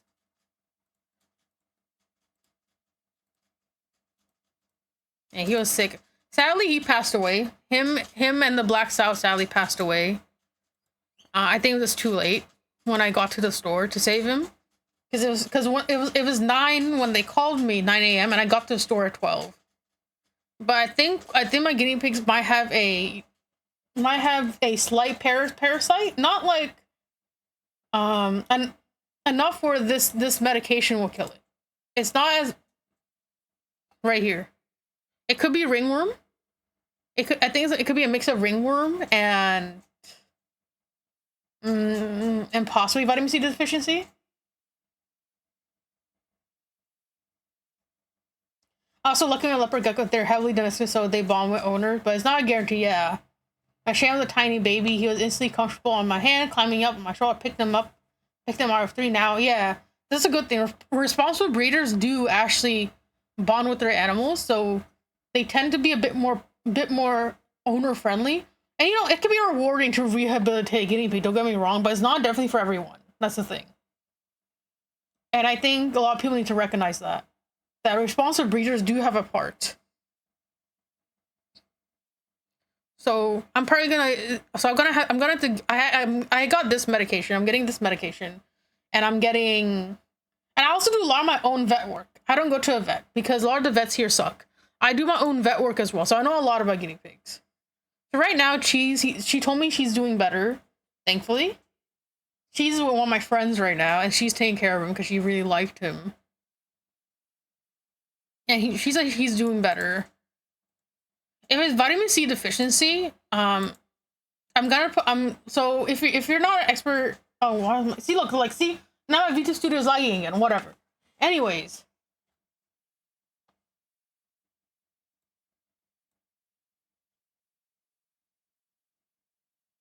Like, okay, like it's at 60%. How are you freaking okay, whatever, man. Whatever, VTuber studio. Okay, anyways. Hello, welcome. We're just talking about guinea pig. What happened? For guinea pigs, they cannot produce their own vitamin C. Guinea pigs are very common to humans, where they cannot produce their own vitamin C. My VTuber studio froze, chat. Okay, whatever. Oh, there he goes back. I gotta fix this problem later. I'll fix it later. Apparently, I'm not the only one with this issue. So if it's vitamin C deficiency, so if you're not a guinea pig owner, it's not recommended to do this, but see, look, it's starting to lag again. Its VTuber Studio is starting to lag again. I don't know why. Why is it doing this? I'm so confused.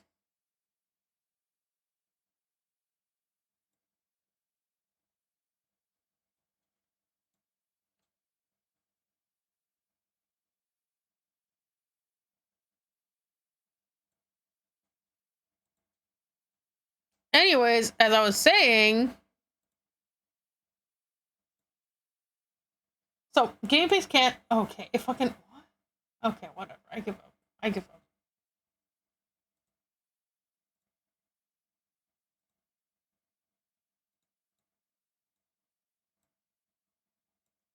So, anyways, as I was saying, yeah, I know it keeps freaking disconnecting, reconnecting, or like lagging and non-lagging, and it's really annoying. I freaking hate VTuber Studio sometimes. Like, see, it's lagging again. You see, this is such a big ass problem. I don't know why it's doing this. So guinea pigs can't make their own vitamin C. So it's not recommended to put vitamin C directly in their water because. Hold on a sec. It's not recommended to put vitamin C. Nah. It's not that they can't absorb it. It's just because they might not like the taste of the water. I haven't slept yet, if I'm being honest. I'm watching the guinea pigs because if there's like a slight health issue, I need to pick it up and then tell. So because there might be a slight taste in the water, it's not recommended. Because I get my vitamin C powdered from people, like powdered vitamin C, and it's almost flavorless, so I can give it to the guinea pigs. And again, you know, if you're not, and think as though if you're not careful, you might overdose them on vitamin C. So it's not a recommended thing if you're not like used to having so many guinea pigs. I had to measure out each bottle to make sure.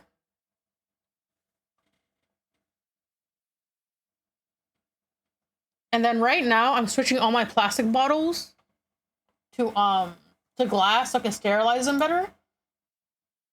Because right now I have to redo my entire setup. I have to redo my entire setup right now and sterilize the entire freaking place. So I gotta throw away all the plastic bottles and just get glass so I can boil all the glass bottles. And that's gonna be hella expensive. That's gonna be about $200. This medication right here, this medication is $100 that I picked up today. This right here is 100. Like the big bottle, it's 100. And that's what the donation money is going towards, because it was very unexpected.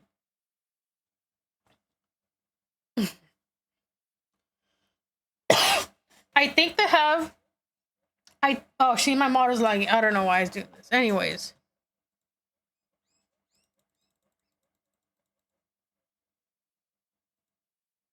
I think the VTuber Studio Pro, I think it's my computer at this rate. Anyways, so I think what they're having is possibly vitamin C deficiency, but not to a point where it's scurvy. If it was scurvy, they would have been paralyzed. Okay. Is it back to PNG? Is it back to PNG? I can keep being a bitch. Oh, you are gonna be a bitch, okay.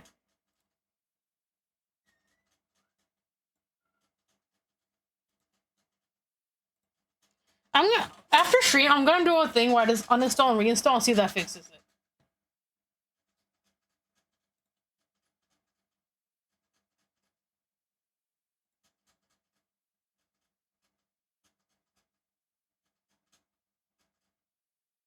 Okay, if it keeps being a bitch, I'm just gonna go back to PNG.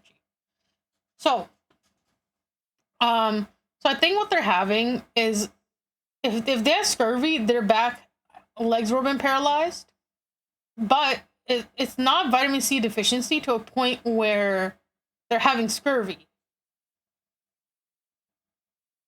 They kind of can be. Take them to a pirate ship. But I'll be doing a series where I measure things in guinea pigs as well. That'll be in the weekly talks. Or somewhere in the middle of the week. I gotta figure it out. So, the ivermectin. So, ivermectin is a dewormer for horses and cattle and sheep, but it's also safe for guinea pigs. You can put it on their ear every 3 to 4 months just to keep them clean of any ringworm or anything, and it's pretty much a precaution. Just to make sure that the guinea pigs don't have anything, just to make sure I'm attacking 2 birds with 1 stone. Now, this isn't recommended to do if you're just an average guinea pig owner, because you might overdose them in ivermectin. You don't want to do that if you're not familiar with ivermectin. Yeah, because if there's a slight chance that it's any type of ringworm or any type of thing, all the babies will die instantly. I think there's a slight chance is vitamin C deficiency, very slight, because I picked up one of my red girls today, and she has a little tuft of hair missing. And that's getting me concerned. And I was like, okay, which doesn't make sense. I don't know why they have vitamin C deficiency. I think what's happening is possibly the other guinea pigs might be, eating all the food before they get any, or eating the vitamin C before the other guinea pigs get any. Because sometimes, well, no offense, guinea pigs are hogs. Guinea pigs are very, very selfish when it comes to food. They will fight over their own siblings, everything for them.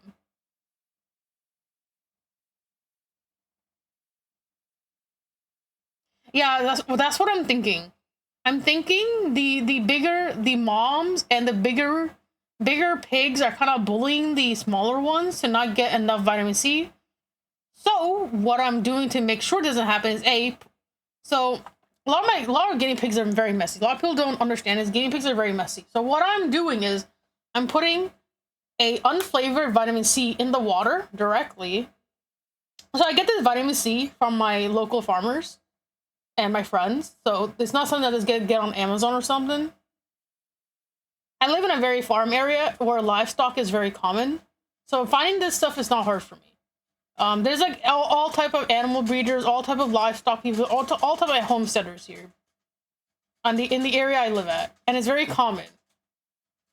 Also, for people that are new here, come stop by Discord. I'm doing a weekly talk this Friday where I talk about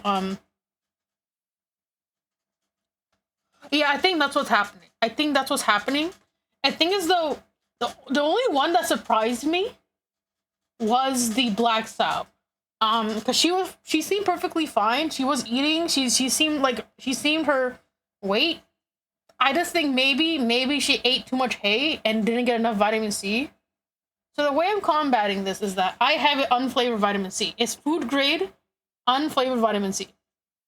So I measure out for each water, and then any water that drips. See, my guinea pigs don't really like oranges. Surprisingly, they don't like oranges that much. So what I'm doing, I'm taking and when that water drips, right, it goes into the pellets. And then even if the water finishes, I can refill it. This way, I make sure everyone gets enough vitamin C because that water will drip. The water will drip. Oh, they're fighting right now. She can hear them. Stop. I'm not sure if you guys can hear them in the back. Yeah. So I have a bunch of babies that are reaching. So yeah. So don't worry about that.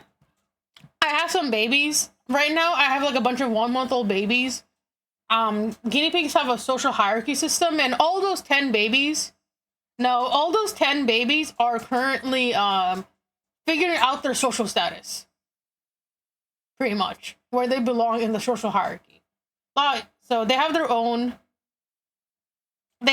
social and hierarchy system, and a lot of people don't know that. So babe, that's what they're maturing, and then they're trying to figure out who goes in what order of hierarchy.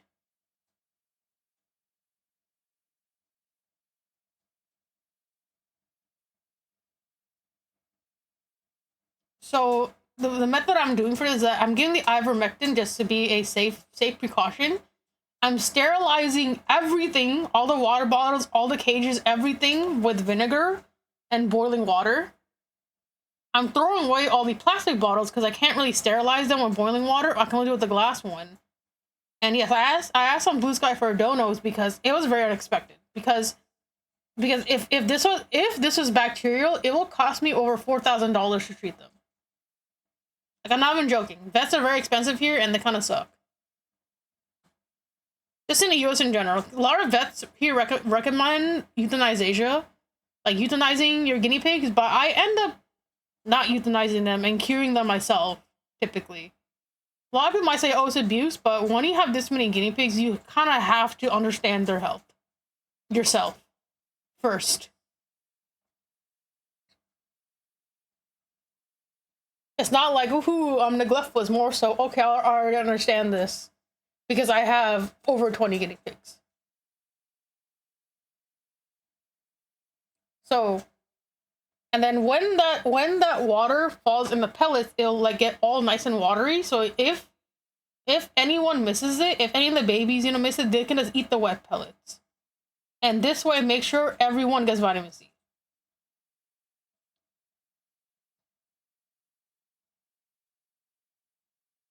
And I need to buy a big bulk of vitamin C again just to make sure.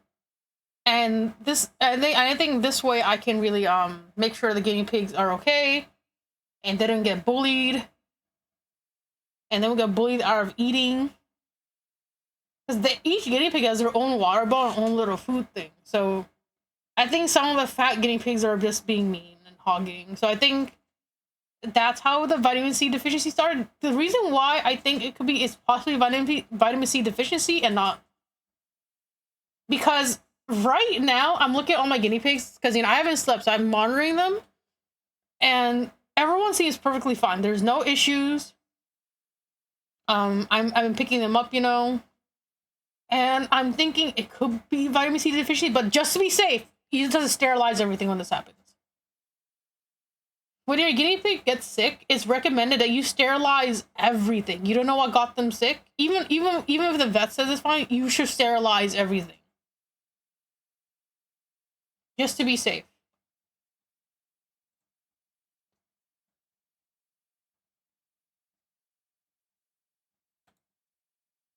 Because let's say, it's not something, and let's say there's a slight germ or a slight bug that might attack them. Yeah, right now I was able to get the paste, the ivermectin paste, where I feed it to them directly. Oh, sorry, I'm showing off this.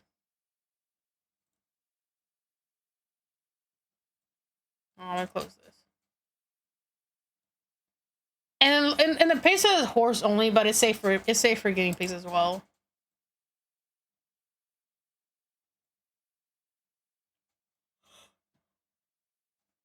Oh, I see VTuber Studio being a bitch. Anytime I minimize a VTuber Studio, it starts being like, haha, why'd you do that? Okay.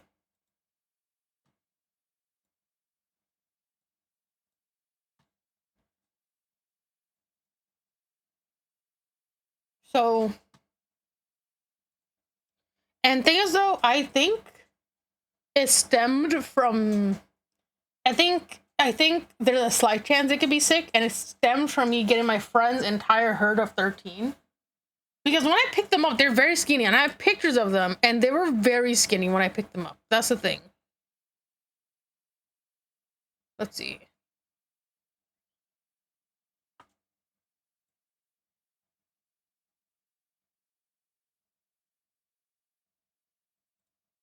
So I picked up my friend's entire herd of 13. I think honestly, she's got really busy with life. She's like an older woman of like in her late 50s, early 60s, and I think honestly she's got really busy. Like I'm just being honest. The older you get, sometimes the harder it is, especially because her neighbors were complaining about the noise and everything, and they were very bony.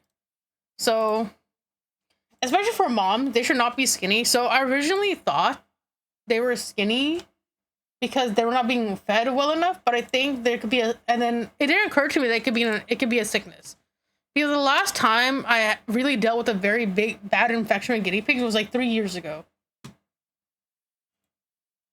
So you see right here, this mom is very skinny. This mom is very underweight.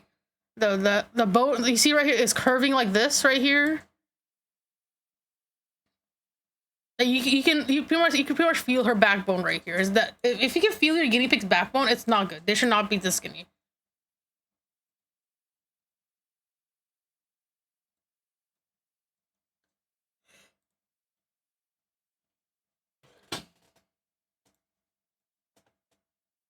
Let me stretch.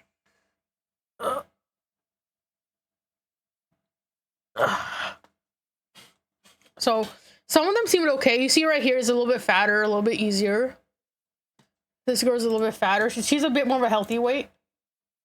The round body shape, a bit more. You can't really see the dip in her back. It pretty much just goes like this. Well, her you can see a dip, and she was very, very skinny. So I originally thought it was because of she gives her guinea pig salt lick because when they were growing up, there was the people thought guinea pigs needed salt licks, but that was debunked. The guinea pigs do not need salt licks at all. So I was thinking they're getting dehydrated from licking the salt too much. And I thought, okay, this should be fine. I can cure them fine. This is not like a bad thing. They're underweight, but it wasn't a problem for me to, like, you know, help get them back to healthy weight.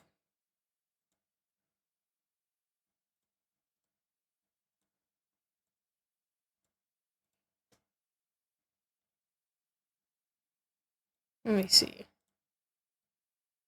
And this baby is the one I was worried about. This baby I was very worried about.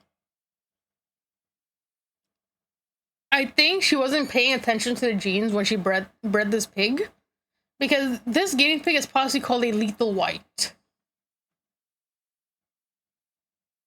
And this is why, like, keeping track of a guinea pig's recessive genes and genetics are very important. So lethal whites means it's a pure white guinea pig with red eyes, and they have a high chance of being blind and deaf. Thankfully, this baby does not seem blind and deaf right now, but you know, I'm watching out because it's a bright. It's not. It doesn't. Yeah, so albino doesn't always mean it's dangerous.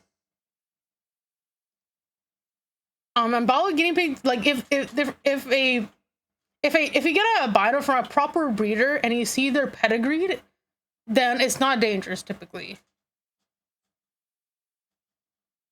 But because I knew, because she showed me the litter that the babies came from, the mom was just like a broken Abyssinian.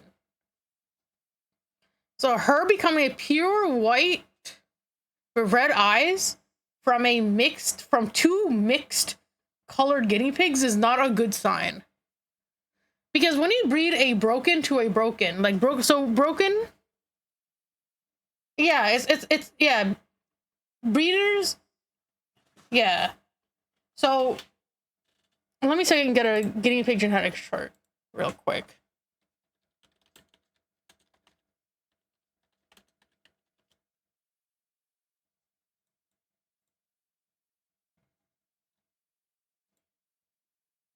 So, sorry, not this. Oh.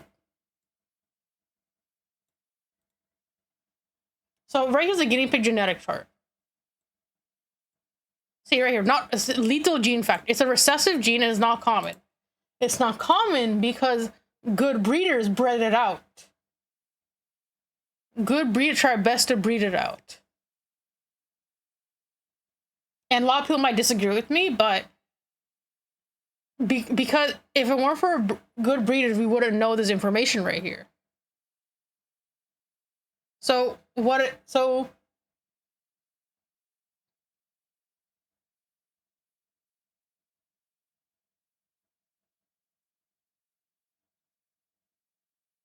so I think the mom would have been a Rowan guinea pig. What is a Rowan? It's a type of guinea pig. Let's see. Let me see. I'll probably go more into detail about genetics another time, or, you know, more specifics, but just to get a basic understanding of Rowans. So it's because they're from the same gene family right here. So Rowans are guinea pigs that typically go from a color to white like this. They're spotty, they're a bit more streaky like this. They're not a Nagoti. They're different from a Nagoti. They're a way different genetic thing from a Nagoti.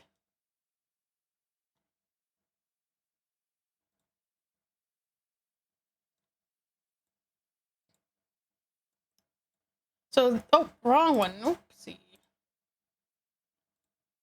I'll save it.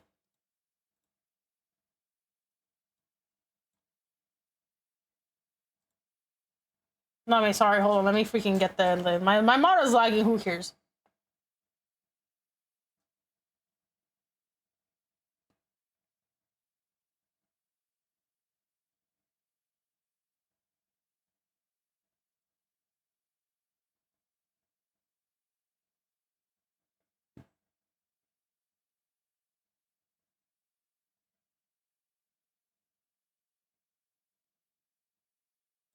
Sorry, I'm trying to get a picture out.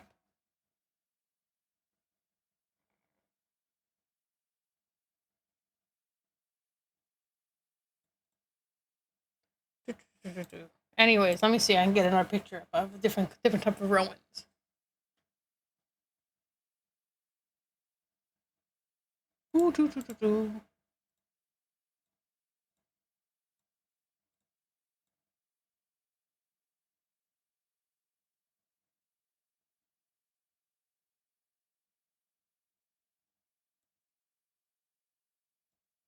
So Rowans, yeah, Rowans typically have these. Oh, thanks for a posture check. So Rowans can also come in broken colors right here, but typically it's like white with a different color to some degree, like a speckled white. Let me see. Let me get the. Yes, they have white hairs evenly mixed throughout the dominant fur color, but their face and feet typically are solids, a solid color.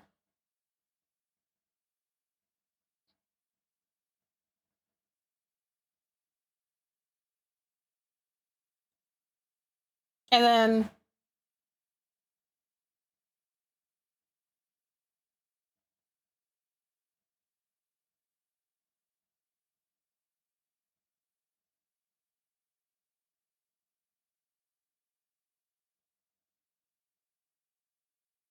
so guinea pigs carry a type of gene code. That means how to pronounce this. I'm just gonna put it up on screen.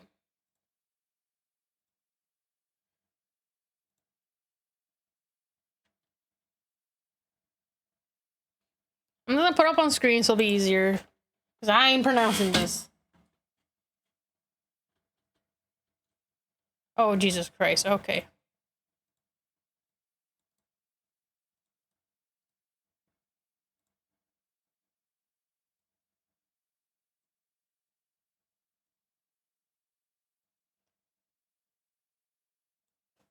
Now, so guinea pigs have this gene right here.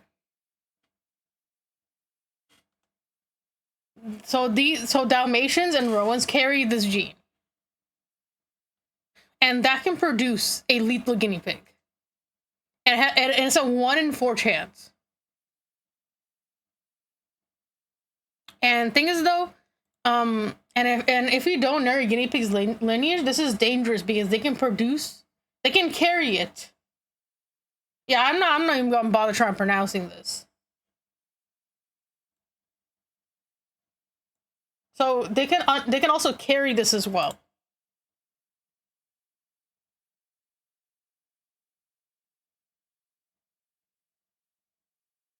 And thing is though, that lethal guinea pigs have 1 in 4 chance of dying for both mom and the baby.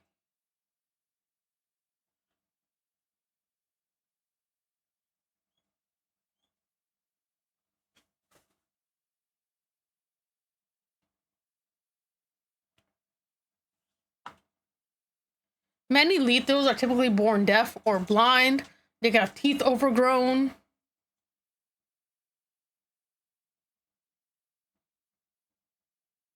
And some people might confuse them as albino guinea pig, but that's not technically the case.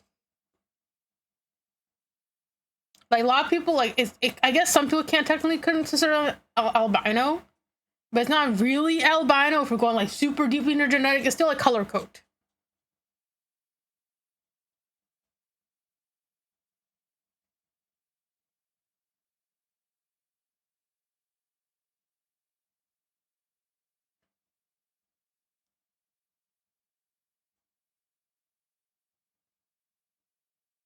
Yeah, as opposed to actual albinism.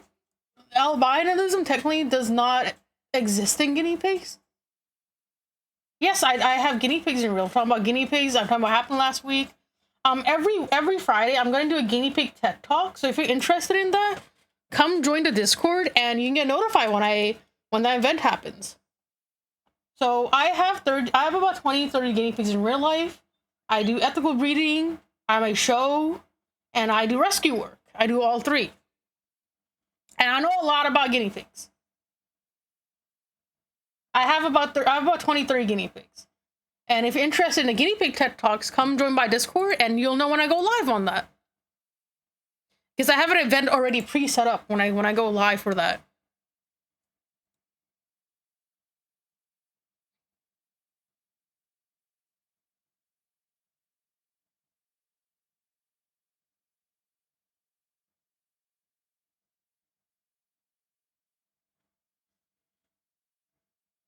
And it's totally okay to be against breeding, obviously, but I would say don't attack the responsible breeders doing their thing.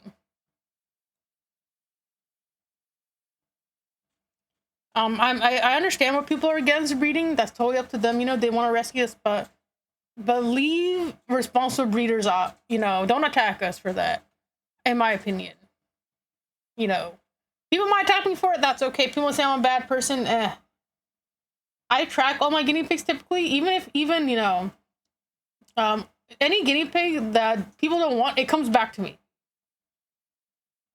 When people don't want a guinea pig from me, I do ask them to give them back to me. And if they ever end up in a rescue, I do try my best to track them down. I work with a local store as well. I work with one of my local stores. It's also the big pet stores. So for us in the US, particularly, we don't really have good vets. So a lot of people don't notice, but a lot of people recommend neutering guinea pigs, but it's really stressful for the guinea pig. Guinea pigs have like a 70% of dying under surgery. Yeah, so I do a lot of ethical breeding. So I have a lot of show lines. So let me see if I can get a show guinea pig. One of my guinea pig I wanted to show a while ago. I gave my friend my guinea pig. She has it. It's technically mine, but it's also hers. So let's see. Let me get a picture of it real quick.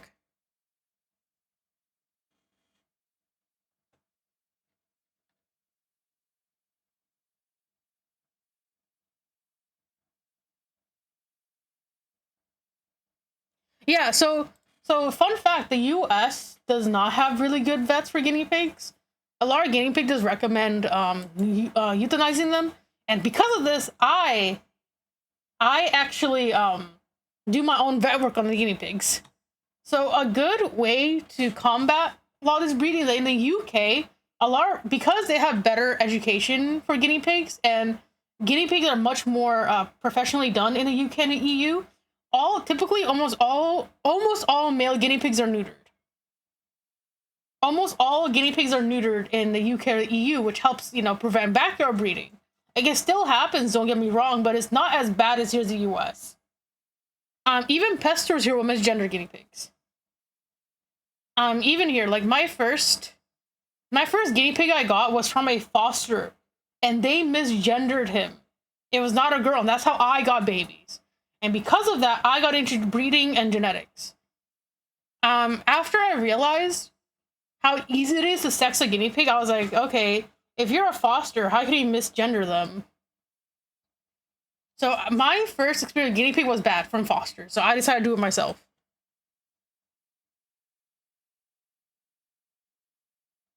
Like, it's very easy to I can gender a guinea pig the second they're born. Like, it's like that's how much, how easy it is for me right now. So right here's one of my piggies winning at State Fair. So see, here she is winning at the State Fair right here. And so a lot of people consider guinea pig showing as abuse, but not every guinea pig is meant for show. And a lot of people think the training is abuse, but it's not. Literally, all guinea pig training is literally picking them up and then teaching them that, hey, to stay still, or teaching them to get used to noise. And it's also good. Yeah.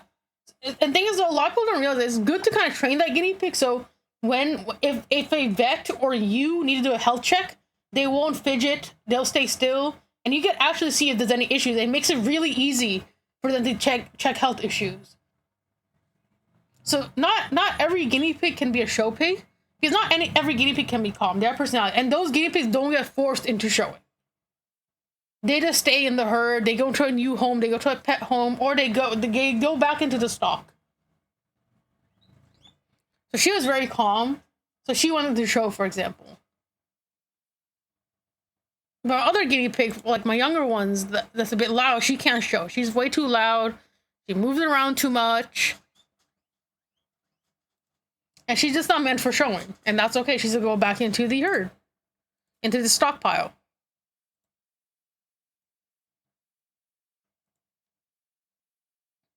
The only thing I can't do is neuter and spay my own guinea pigs. Only because, you know, I kind of don't have the equipment for that.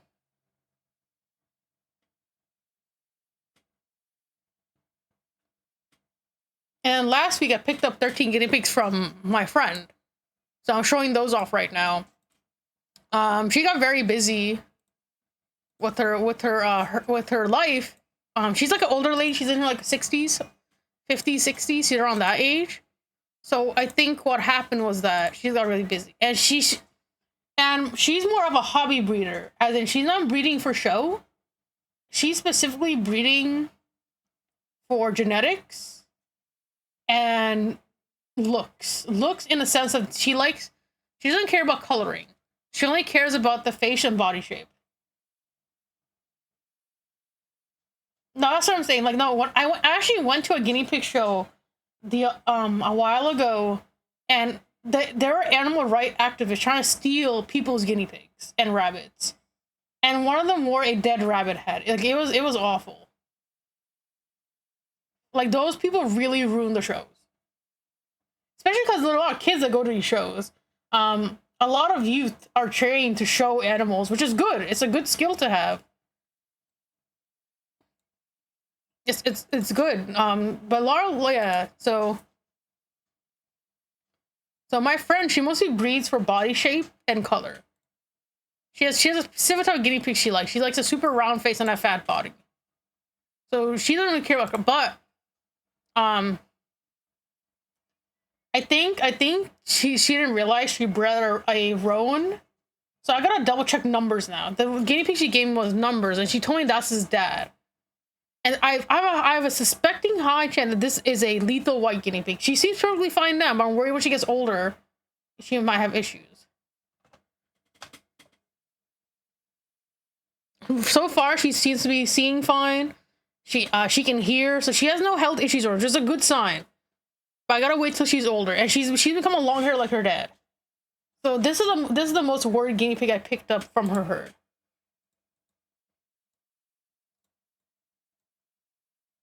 Let's see. Let me show the rest. In the UK, guinea pig shows are actually very popular. There's a lot of generational breeders.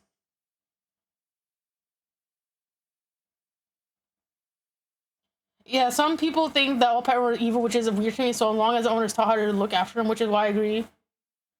Yeah, I also agree with that. Let me get the other piggies out. That's the most baby I'm worried about right now. This baby I'm also kind of worried about. She also likes smaller guinea pigs, which is not the best. Like this baby is very tiny. She is very tiny.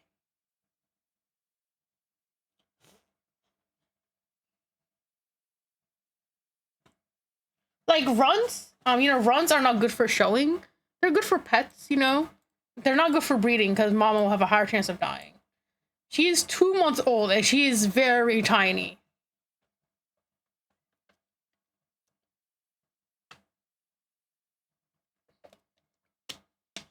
She's a very, very tiny girl. And I can't believe she's 2 months old. No, like, there's a lot of the freaking PETA activists at the guinea pig show, and they really ruined it. And what's worse is that, like, as we were leaving, they were staring us down, and it was really frustrating. It made the whole show really stressful because they were surrounding the barn trying to steal the guinea pigs. And I'll show some of the show pictures after I show the stock that picked up last week. And these are all her guinea pigs. Some of them actually do come from my lines. So, oh, sorry.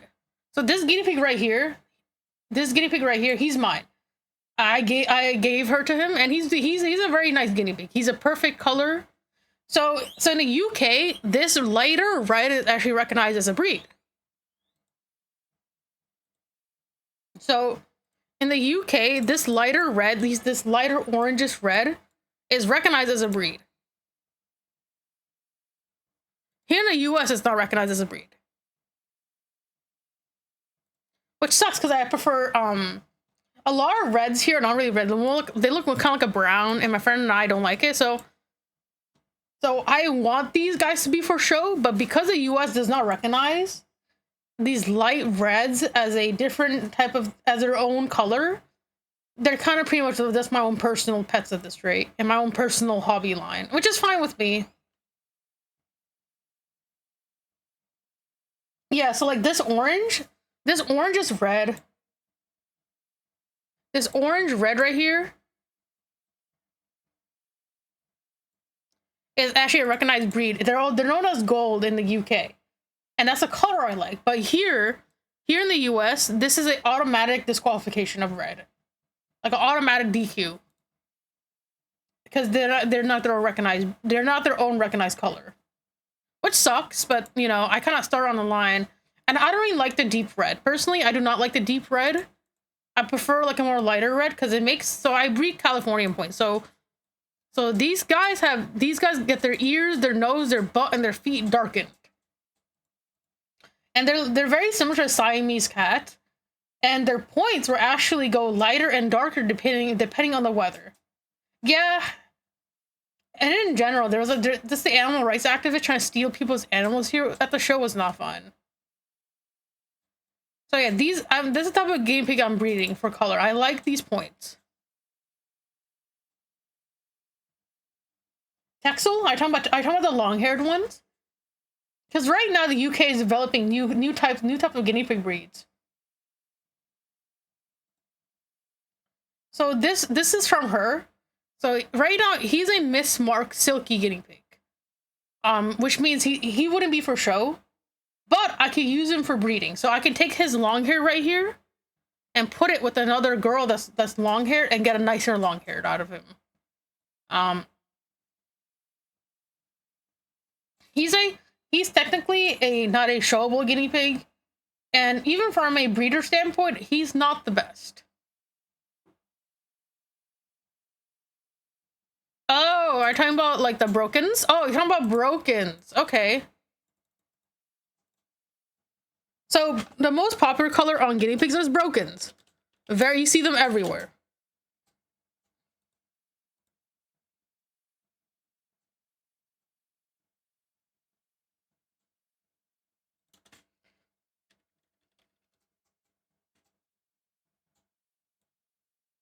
So the most stereotypical guinea pig, like if you type in guinea pig, is, oh, let me see.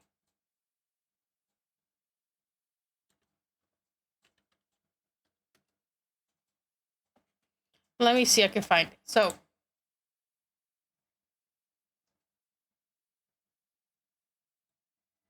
let me see if I can find it real quick. Hold on a sec. I know what you're talking about.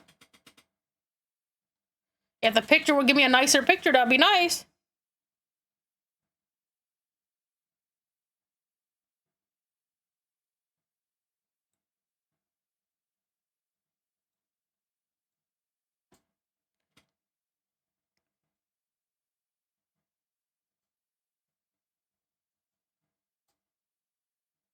Okay, so now let's look. Okay, so here we go.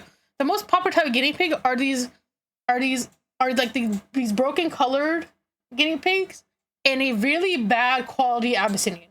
Now, bad quality as in not as in like the health of a guinea pig, but how they look like.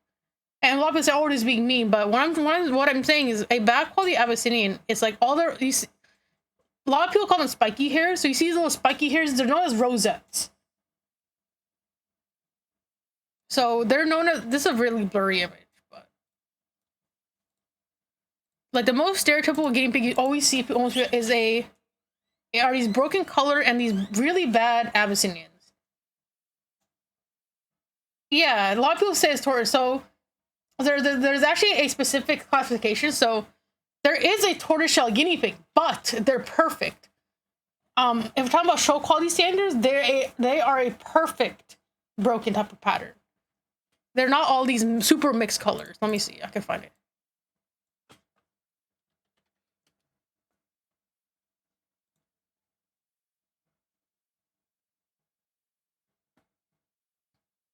So a tortoiseshell guinea pig looks perfect looks like that. They have perfect patches like this, and they're orange. They're calico colors. They're red, black, and white. They're perfect self colors. No little mismarks or anything. This is a show quality tortoiseshell guinea pig, also known as TSW.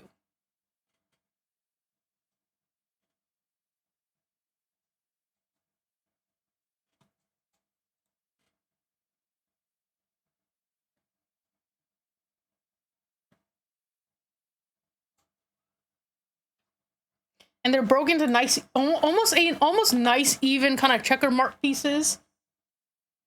But yeah, so the most type of common guinea pig are broken Abyssinians, which means broken as in they have multiple different colors, and a bad quality Abyssinian meaning their rosettes are not perfect. So this is what a show quality Abyssinian looks like. I have a bunch of pictures from my friends.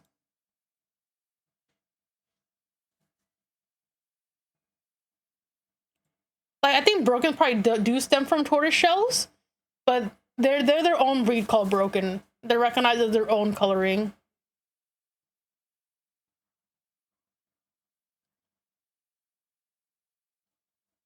Let me get my friend's Abyssinian. So let me get my friend's Abyssinian. I know a perfect Abyssinian breed. I know a few of them.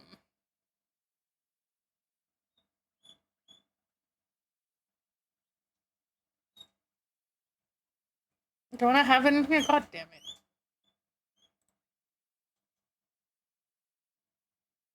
There's a type of... So no, Americans are just like basic guinea pigs. I'll show the difference. When I do my weekly talks, I'll do a breakdown of each little breed, so it'll be easier to understand. So this is my friend's perfect Abyssinian, a show quality Abyssinian. Each rosette is symmetrically broken.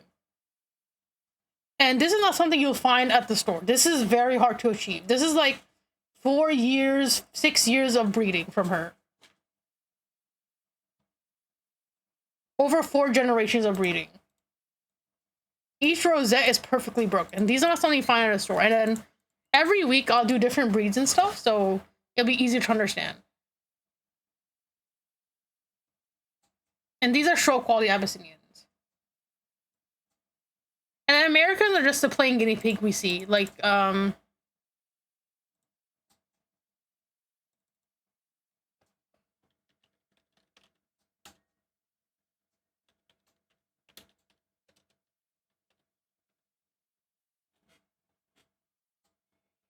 the most common one you see when this type of guinea pig are...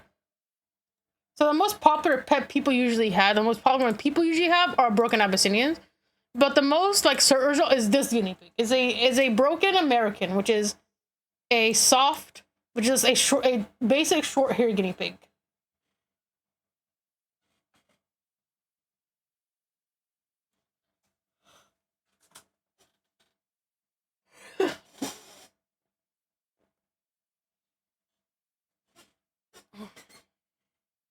Alexa, air on.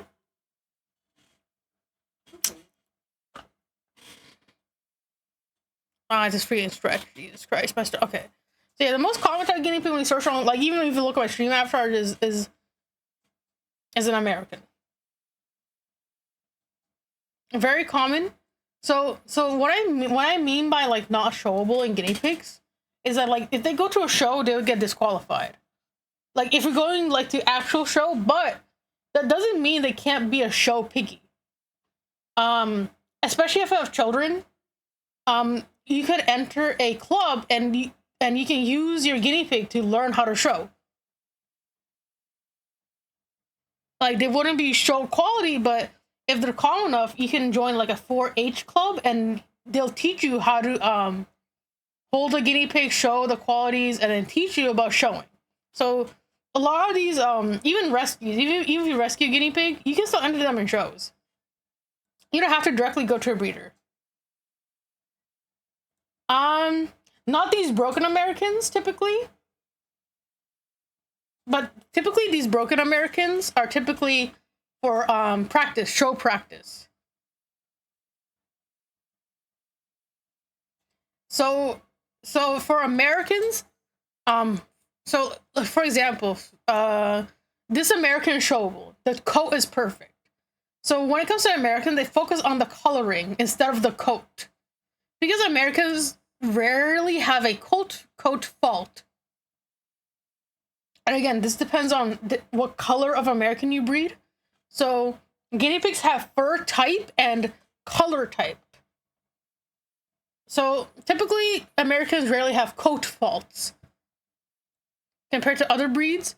Like for example, Abyssinians will have a rosette, mismark. But Americans typically focus on coloring.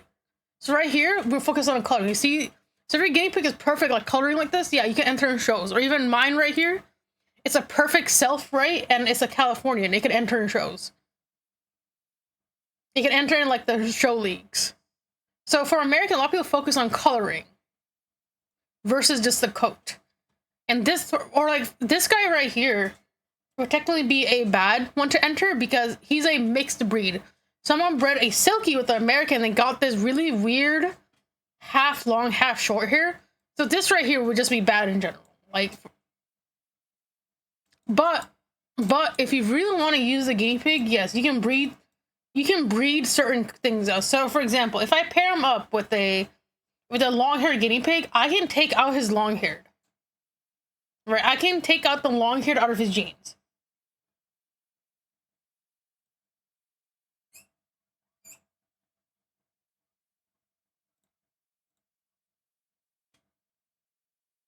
For example. And pretty much, yeah, so yeah, it's like, but because what I'm using this guinea pig for are his genes and his coloring. Oh. Freaking show my Discord. Oops, I mean.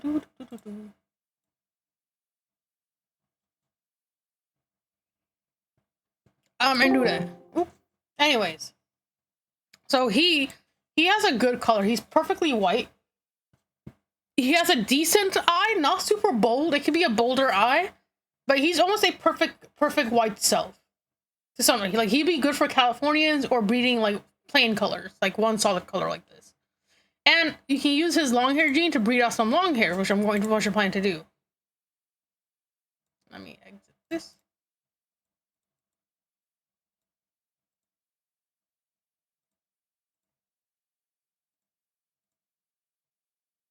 Like I said, for whoever that's new, come join by the Discord, and you can every Friday I'll be doing a weekly talk, and they'll be highlighted into a video as well, so they'll be on my YouTube watch channel. Come join the Discord so you want them live.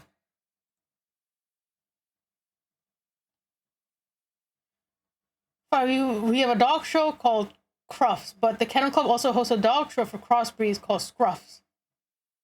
They might if the Cavi community wasn't so gatekept, I think it would have been maybe they have it in UK. It is not in the US. It could just not be in the US thing, I don't know much about the UK, but I know UK has better quality pigs. Or typically, crossbred guinea pigs are used for youth practice. They're typically used for practice for showing. So you can use it to practice, the showing for the guinea pig, which is good. Let's see, what game it does stop. So, like, yeah.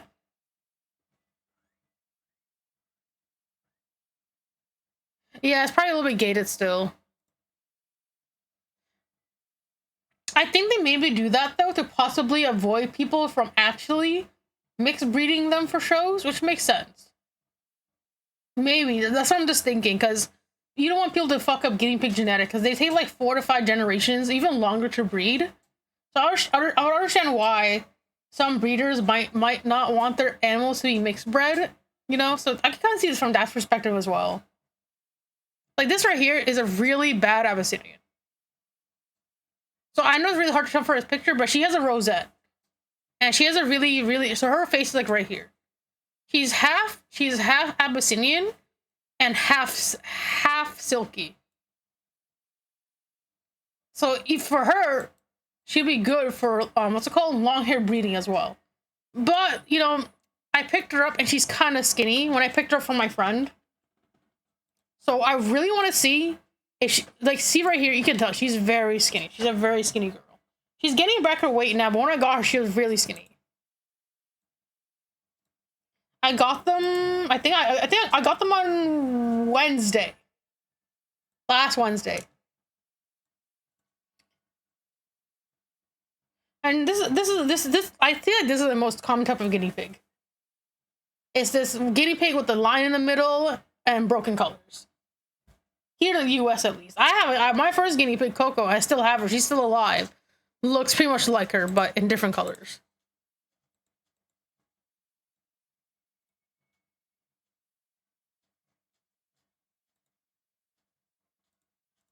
So yeah, my friend Rini.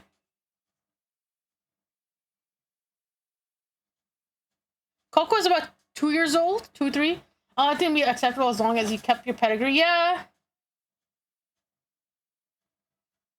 I think it's also hard for piggies for mixed breed. Like I would. I wonder how you would judge them, because technically, so a lot of guinea pigs are categorized. So for example, so you see right here how this mixed bred is Abyssinian and long hair. So you see how like the fur is a bit more longer. But if you go to him, his fur is a bit more like this. I wonder how you would judge it. Because I know the point scaling system.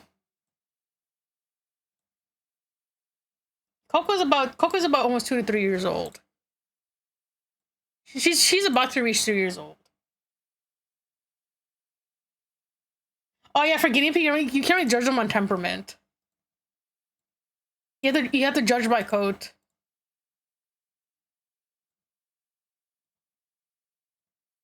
Oh, here we go. Here's what Abyssinian I picked up. So you get a side-by-side comparison right here. So to see this Abyssinian has one big rosette here and one big rosette in the back. So for her, technically, I'm going to use her to breed for long hairs. I'm going to take her recessive genes. I'm not focusing on the Abyssinian quality for her. I'm focusing on the long hair part.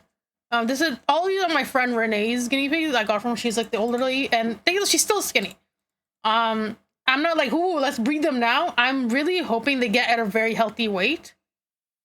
And you know, if they're too old to breed, I'm not gonna breed them. For guinea pigs, typically for guinea pigs, the cutoff age for breeding for females is 2 years old. So typically, you know, 1 to 2 litters, maybe 3. You know, 3 at max. And if the guinea pig is super healthy, you know, after judging it, asking people, maybe 4. And that's like a very rare instance that the guinea pig is that good to breed. I have one of those guinea pigs. This will be her last litter, probably. So after 2 years, for females after 2 years, typically the guinea pigs are technically considered old at 2 years. Higher chance of complications, and typically, you know, as guinea pigs get older, they have a harder time keeping weight, and moms need a lot of weight before they're ready to be bred, and they need to show they can keep that weight. It all depends on personality of the guinea pigs. Like some guinea pigs are really great parents, really great moms. Some are just really shitty. Like I had a really shitty mom recently, so I've been hand feeding my guinea pig. Let's have a picture of her.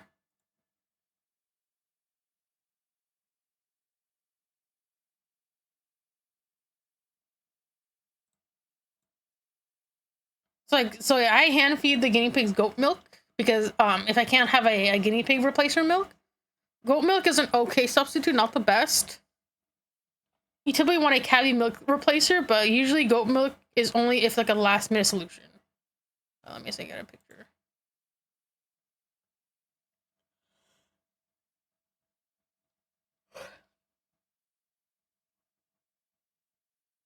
Let me see and get a picture of her. Blah, blah, blah, blah.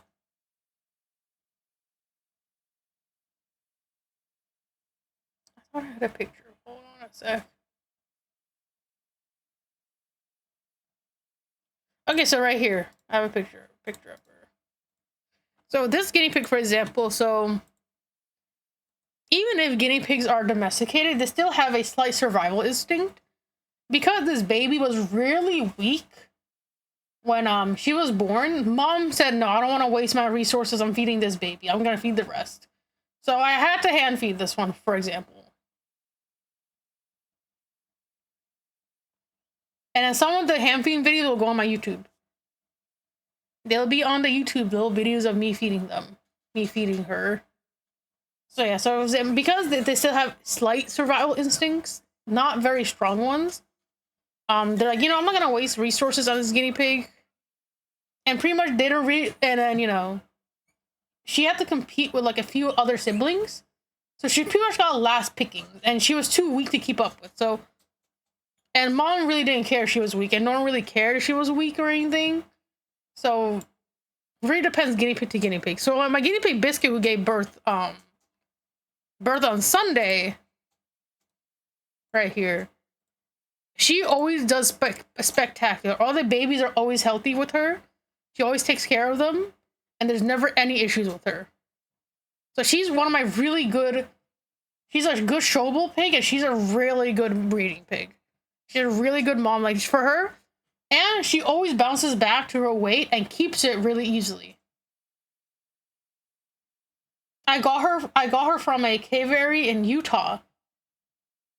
I'm probably gonna get more girls from them because she always does spectacular. So that's how a guinea pig I like for girls.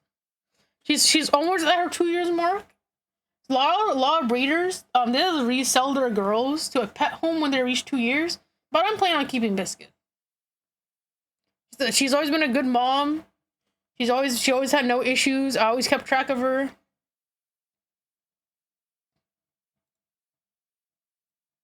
I say that's all the guinea pigs I got from Renee. And then the day after, I got 13 guinea pigs from her. Let me exit these out. A lot of them are unnamed, so I'll probably let chat name them. Probably. We'll probably do a poll when I have more people around. So I picked up all 13 these week. I had this one's Copib, this one's Anthony, and the rest of the girls are unnamed right now because I was more worried for their health right now. So I want to focus on their weight. And then the day after, I actually picked up another 2 girls. Now these are show stock. These are my show and breeding stock. These are not from friends. These ones are going back into my breeding stock. Let me get them out. Let me see if I can find them. Okay, here it is. These 2 girls are unnamed right now. I haven't named her yet.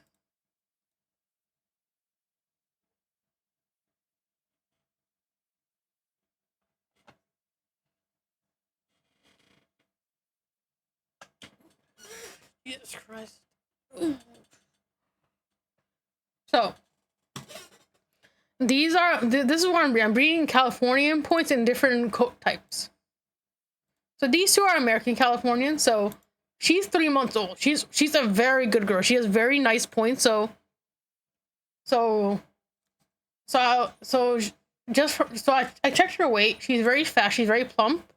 She just reached 3 months. I'm gonna wait a bit to see if she can be bred. Typically, I have to wait to 3 to 4, maybe a little bit older, She's a very nice face, very bold eye. Her Californian points are very, very dark, which is good, because that's what I need. And she's being bred with Pib. And I picked up this white sow. This white sow is very young, so you can tell because her points aren't very developed right now. She just reached almost a month old. They're very light points. They're not very dark compared to, this guinea pig. But I have plans to breed them with Pib. So Pib was another show pig I picked up from one of my friends in Oregon. All these pigs come from Oregon.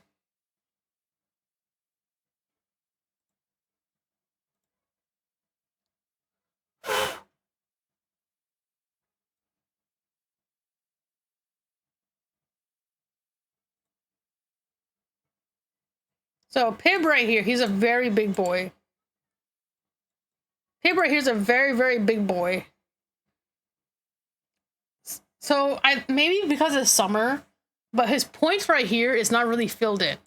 So ideally, you see how someone it's a slightly blurry because I took it at nighttime. You see how like some of these points are kind of light filled, right? They're very light. Ideally, I want them to be darker. So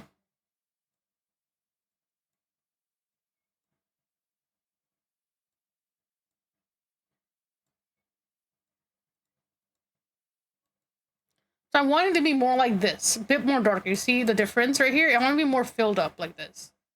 It can be summer, so typically guinea pigs, their California markings are a bit lighter in summer and hotter weather and a bit darker and colder.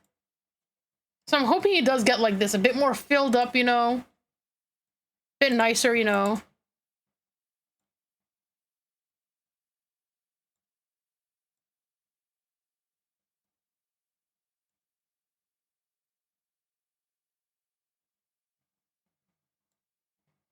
So you see the difference right here? So ideally, I wanted him to be more like this. But it's okay. So I'm going to cross him with this girl when she gets older. She's only a month old. She's way too young to be bred. I'm going to wait 2 months for her, 2 to 3 months for her, and her. So Pib's being crossbred with these two, and they'll give me either white or nice cream babies. And when this little girl... Oh, not this girl, sorry. Where is it? Where is she? So when this girl reaches back her weight as well, she'll also be bred with Pib. And if her points are brown, her points are technically called chocolate points. They're brown. They're not black.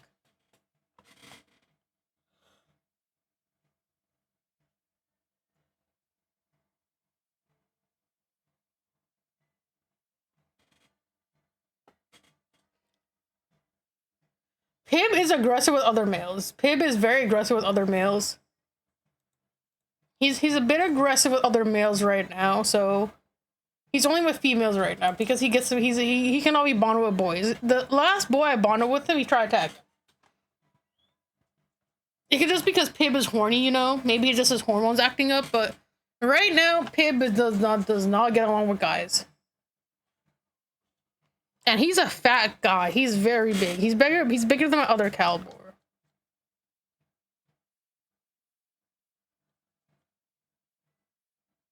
And then I picked for my friend Emma. So I picked up so someone was rehoming their 2 Abyssinians. So sorry, no, that's a different person. Hello, thank you for the follow. We're talking about guinea pigs. So I picked up a few pigs for my friend Emma. I picked up 5 guinea pigs for my friend. So she had this is not her, this is from her friend. Her friend has some Abyssinians. Hello, we're talking about guinea pigs. So I picked up this girl.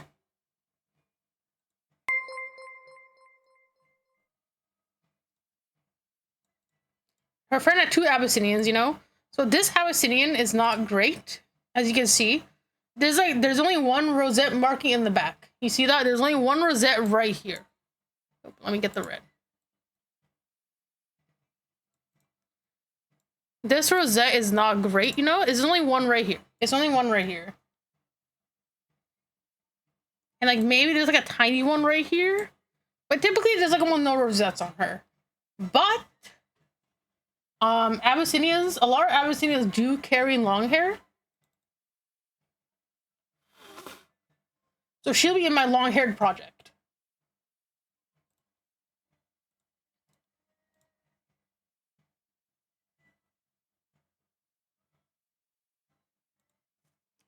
And I got this Abyssinian as well from her friend.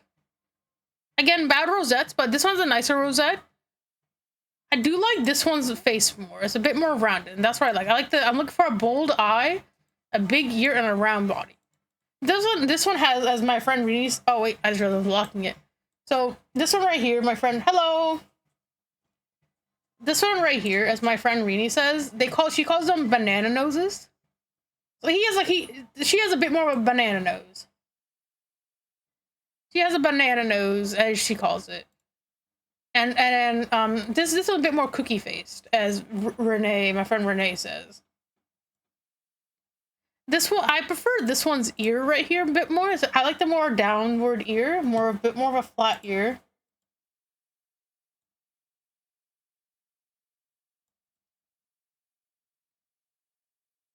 So I picked up her, and then I picked up these two baby girls that came from Theo.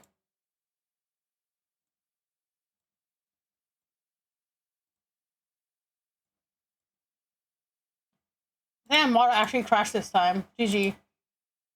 Whatever. So I picked up these two little baby girls. These guys just reached a month old. They're very fat. They're very good weight. Right here. Oh, there we go. So these two girls are in my herd as well. And I picked up one boy. I picked up Mr. Phantom of the Opera or Phantom of the Night Tom. So Tom is a teddy guinea pig. His fur is a bit more like a teddy. Very different from Americans, and he'll grow bigger. He's only like less than a month. He's like about a month old. And he'll be very useful in my projects.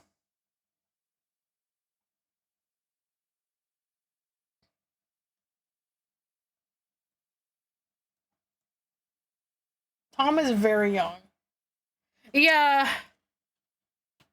They're trying to figure out their social hierarchy. Typical guinea pig things. So Tom is a broken teddy. So for example, for some guinea pigs, coat matters more than colors. For teddy guinea pigs, a lot of people don't really focus on their colors. They focus on their coat. Because teddies are very hard to breed.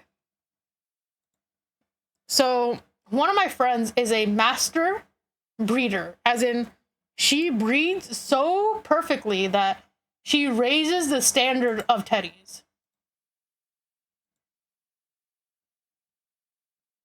Like the perfection on the teddies is so good that she's raising the standard for that breed.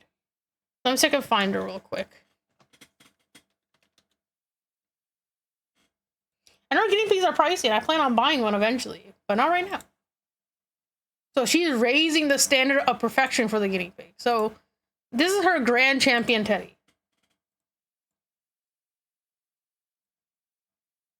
The coat is very, you know, as you can see for teddies, the coat's almost perfect right here, right? So for teddies, you want a very thick, dense coat like this, but you don't want the hair to be too long. A bold eye is good, but so pretty much teddies a coat, man. Getting this type of coat is very hard. It can take like years of breeding. This is our grand championship teddy, and it can take a long time to breed. And they're a lot of breeding. For a newbie, for like showing, or for just, you know, taking care of a guinea pig.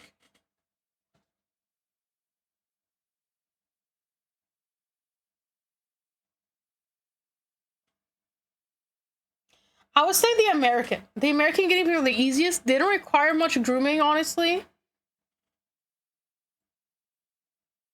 I say for beginners, the standard American is perfect. The standard American guinea pig, because they don't have really yeah, this is a grand championship teddy.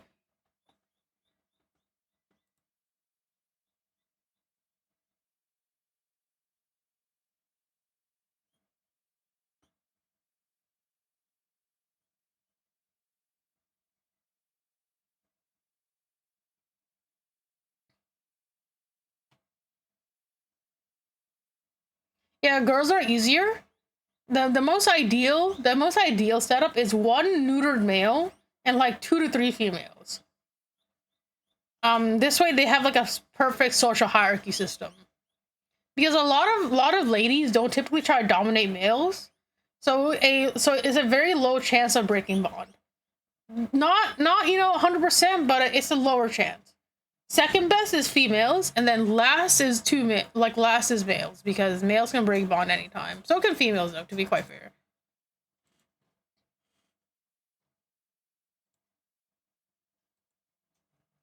So like this is not this also I'll get a disclaimer. This is not a correct way to hold a guinea pig. So when breeders, yeah, typically neutered boys are pretty calm.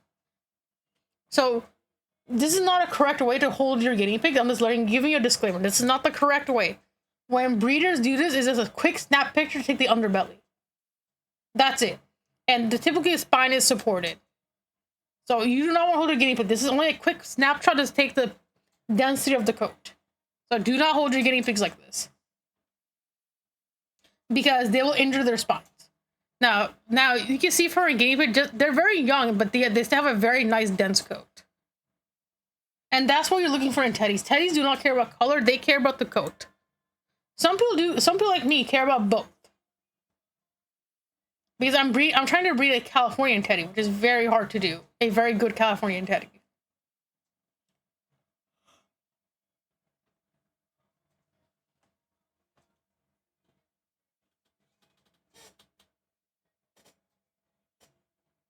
I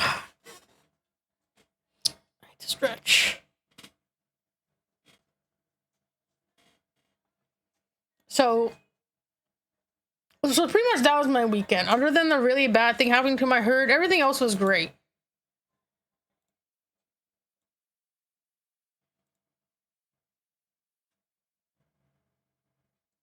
It was pretty much the freaking.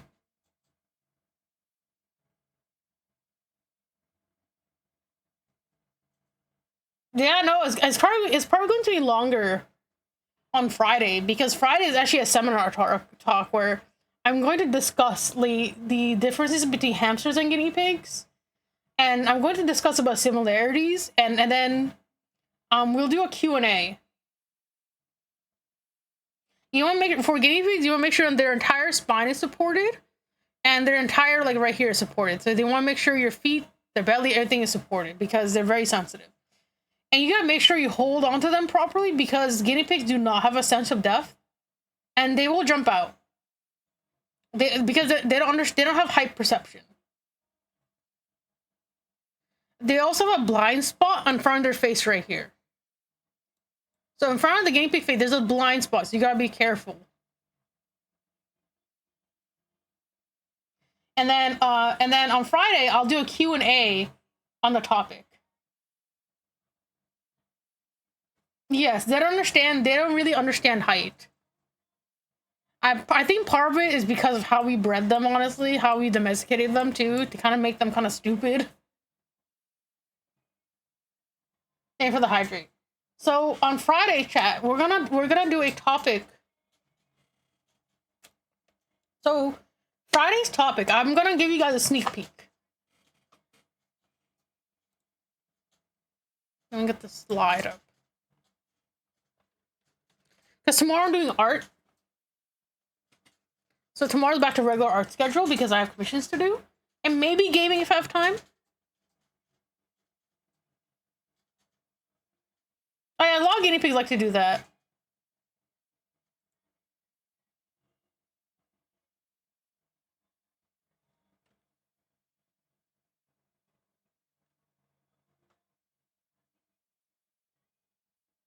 So, I'm gonna give you guys a sneak peek on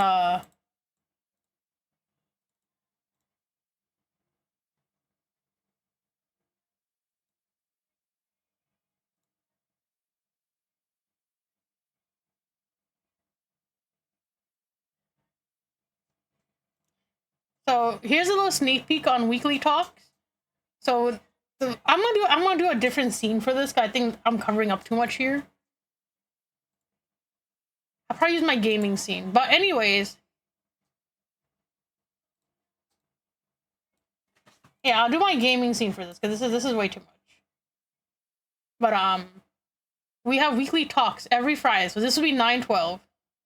Weekly talk. So remember to come join the Discord. Join the Discord. I have an event already set up on Discord, so you guys will get notified on Discord first when I start doing this. And this week's topic is gonna be hamsters versus guinea pigs. So, and then after I do my seminar, you guys can ask questions, and I'll answer questions along the way. Oh, popcorn.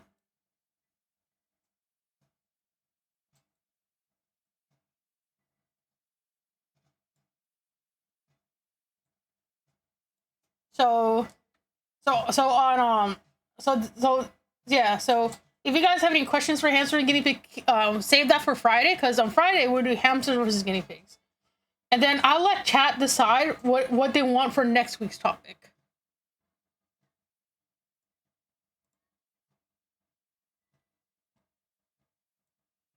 Because I'll be doing different topics, and then when I'm done with the seminar, I'll ask what chat wants for next week's topic, and we'll prep that up. So every Friday will be weekly talks, where we talk about where chat and I can come up with a subject to talk about on stream about guinea pigs, and then I'll answer some questions.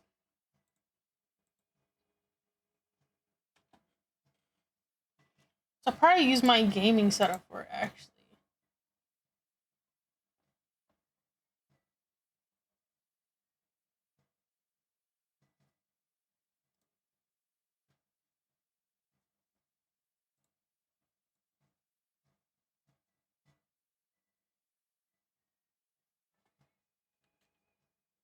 But yeah, so we'll do that next week. And then, let's see. I'll probably wrap it up for now, because it's almost 5. I haven't up. And we talked about 3 hours of guinea pigs.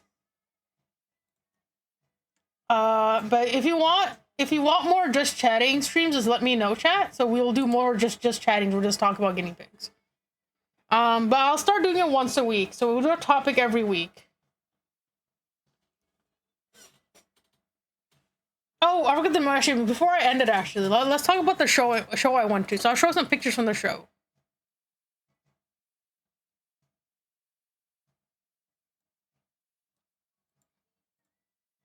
Yeah, I'll probably do more stream later more often. So, oh, wrong guy.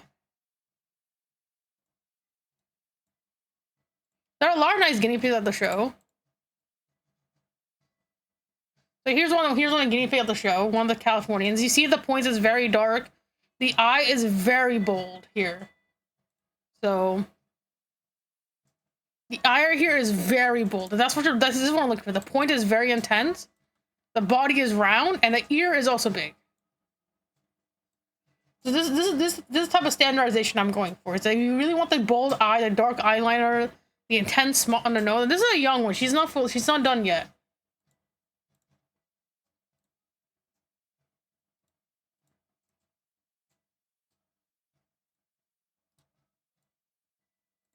And there are also a lot of nice long hair at the show.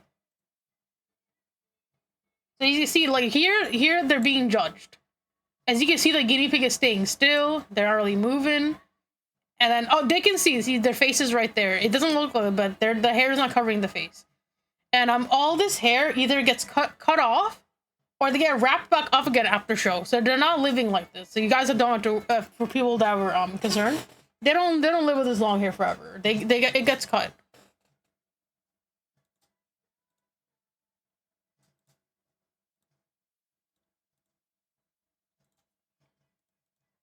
And same with Texels.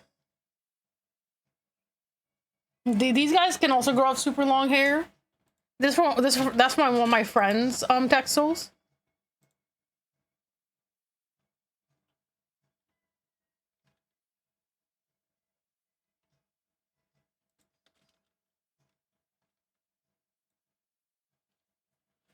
Let me see. Let me see and get the pictures of her Texel.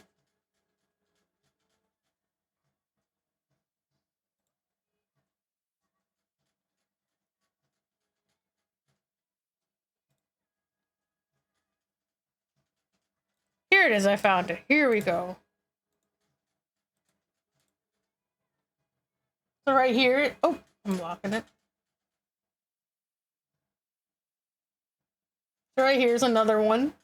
See the face is right here. The face is very round. So they're looking for this round type of face and a bold eye. So this is another show winner guinea pig.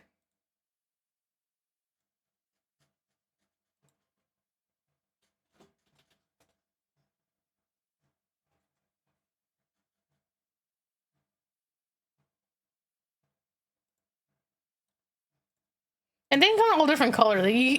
For these type of breeds, what mostly matters is typically the coat. So colors don't matter as much. You still get judged on coloring a bit though, but not too much compared to other breeds.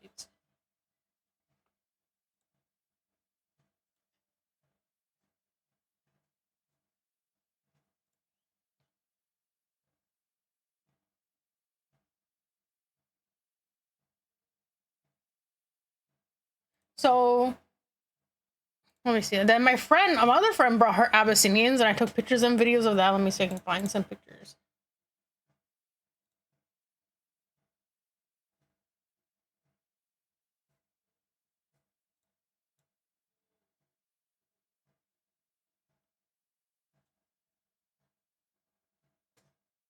Let me see if I can find the DM. Let me see. She sent me some pictures.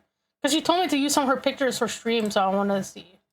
So, yeah, so she has her Abyssinian. I showed this one already. So she has her Abyssinians, that her perfect Abyssinian. Oh, Jesus.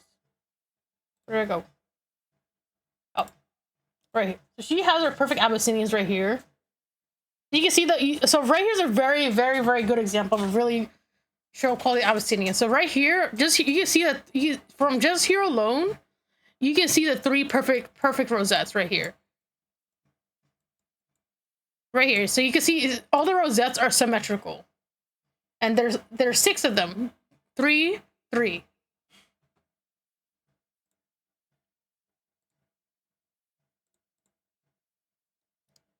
So she raises Abyssinians and long-haired. She raises a lot of Abbeys and long-haired.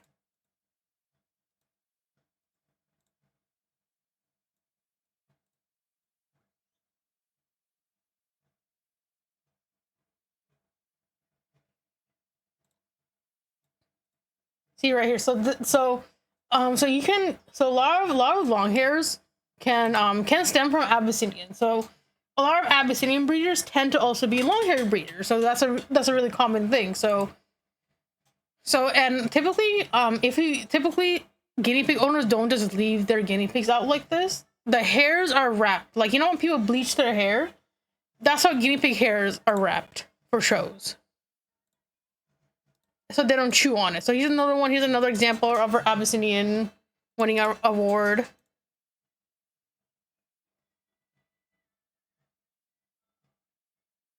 So right here, another perfect Abyssinian.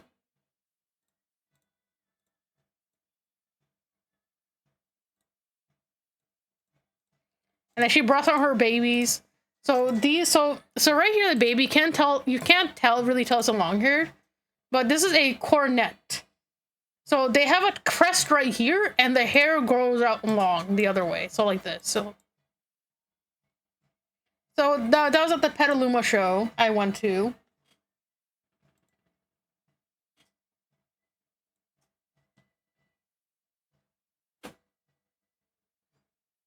But I think for now I'm done streaming. We did a long talk about piggies. Tomorrow we'll be back to art, and then on Friday, might just stay for weekly talks. So come if you're new, come join on Discord. Hope I can stop this freaking VTubing live problem. And I'll see you guys tomorrow. Let's see. Let's find someone to raid. Who would I raid? Let me see. I'm gonna try to fix this lagging problem though. This is really annoying. Everyone new here, come stop by the Discord.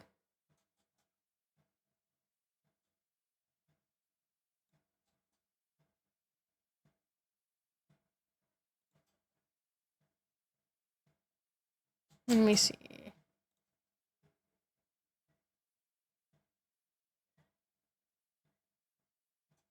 Everything is lagging. I gotta figure out what's wrong with this freaking computer.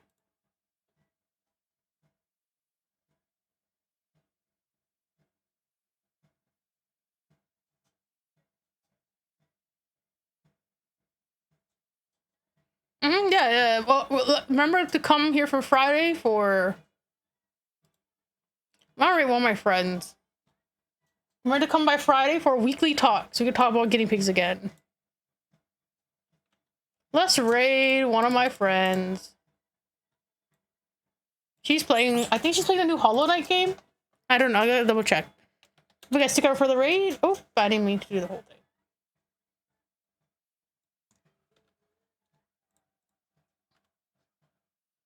And I'll be back tomorrow for art. I think she's playing the new game.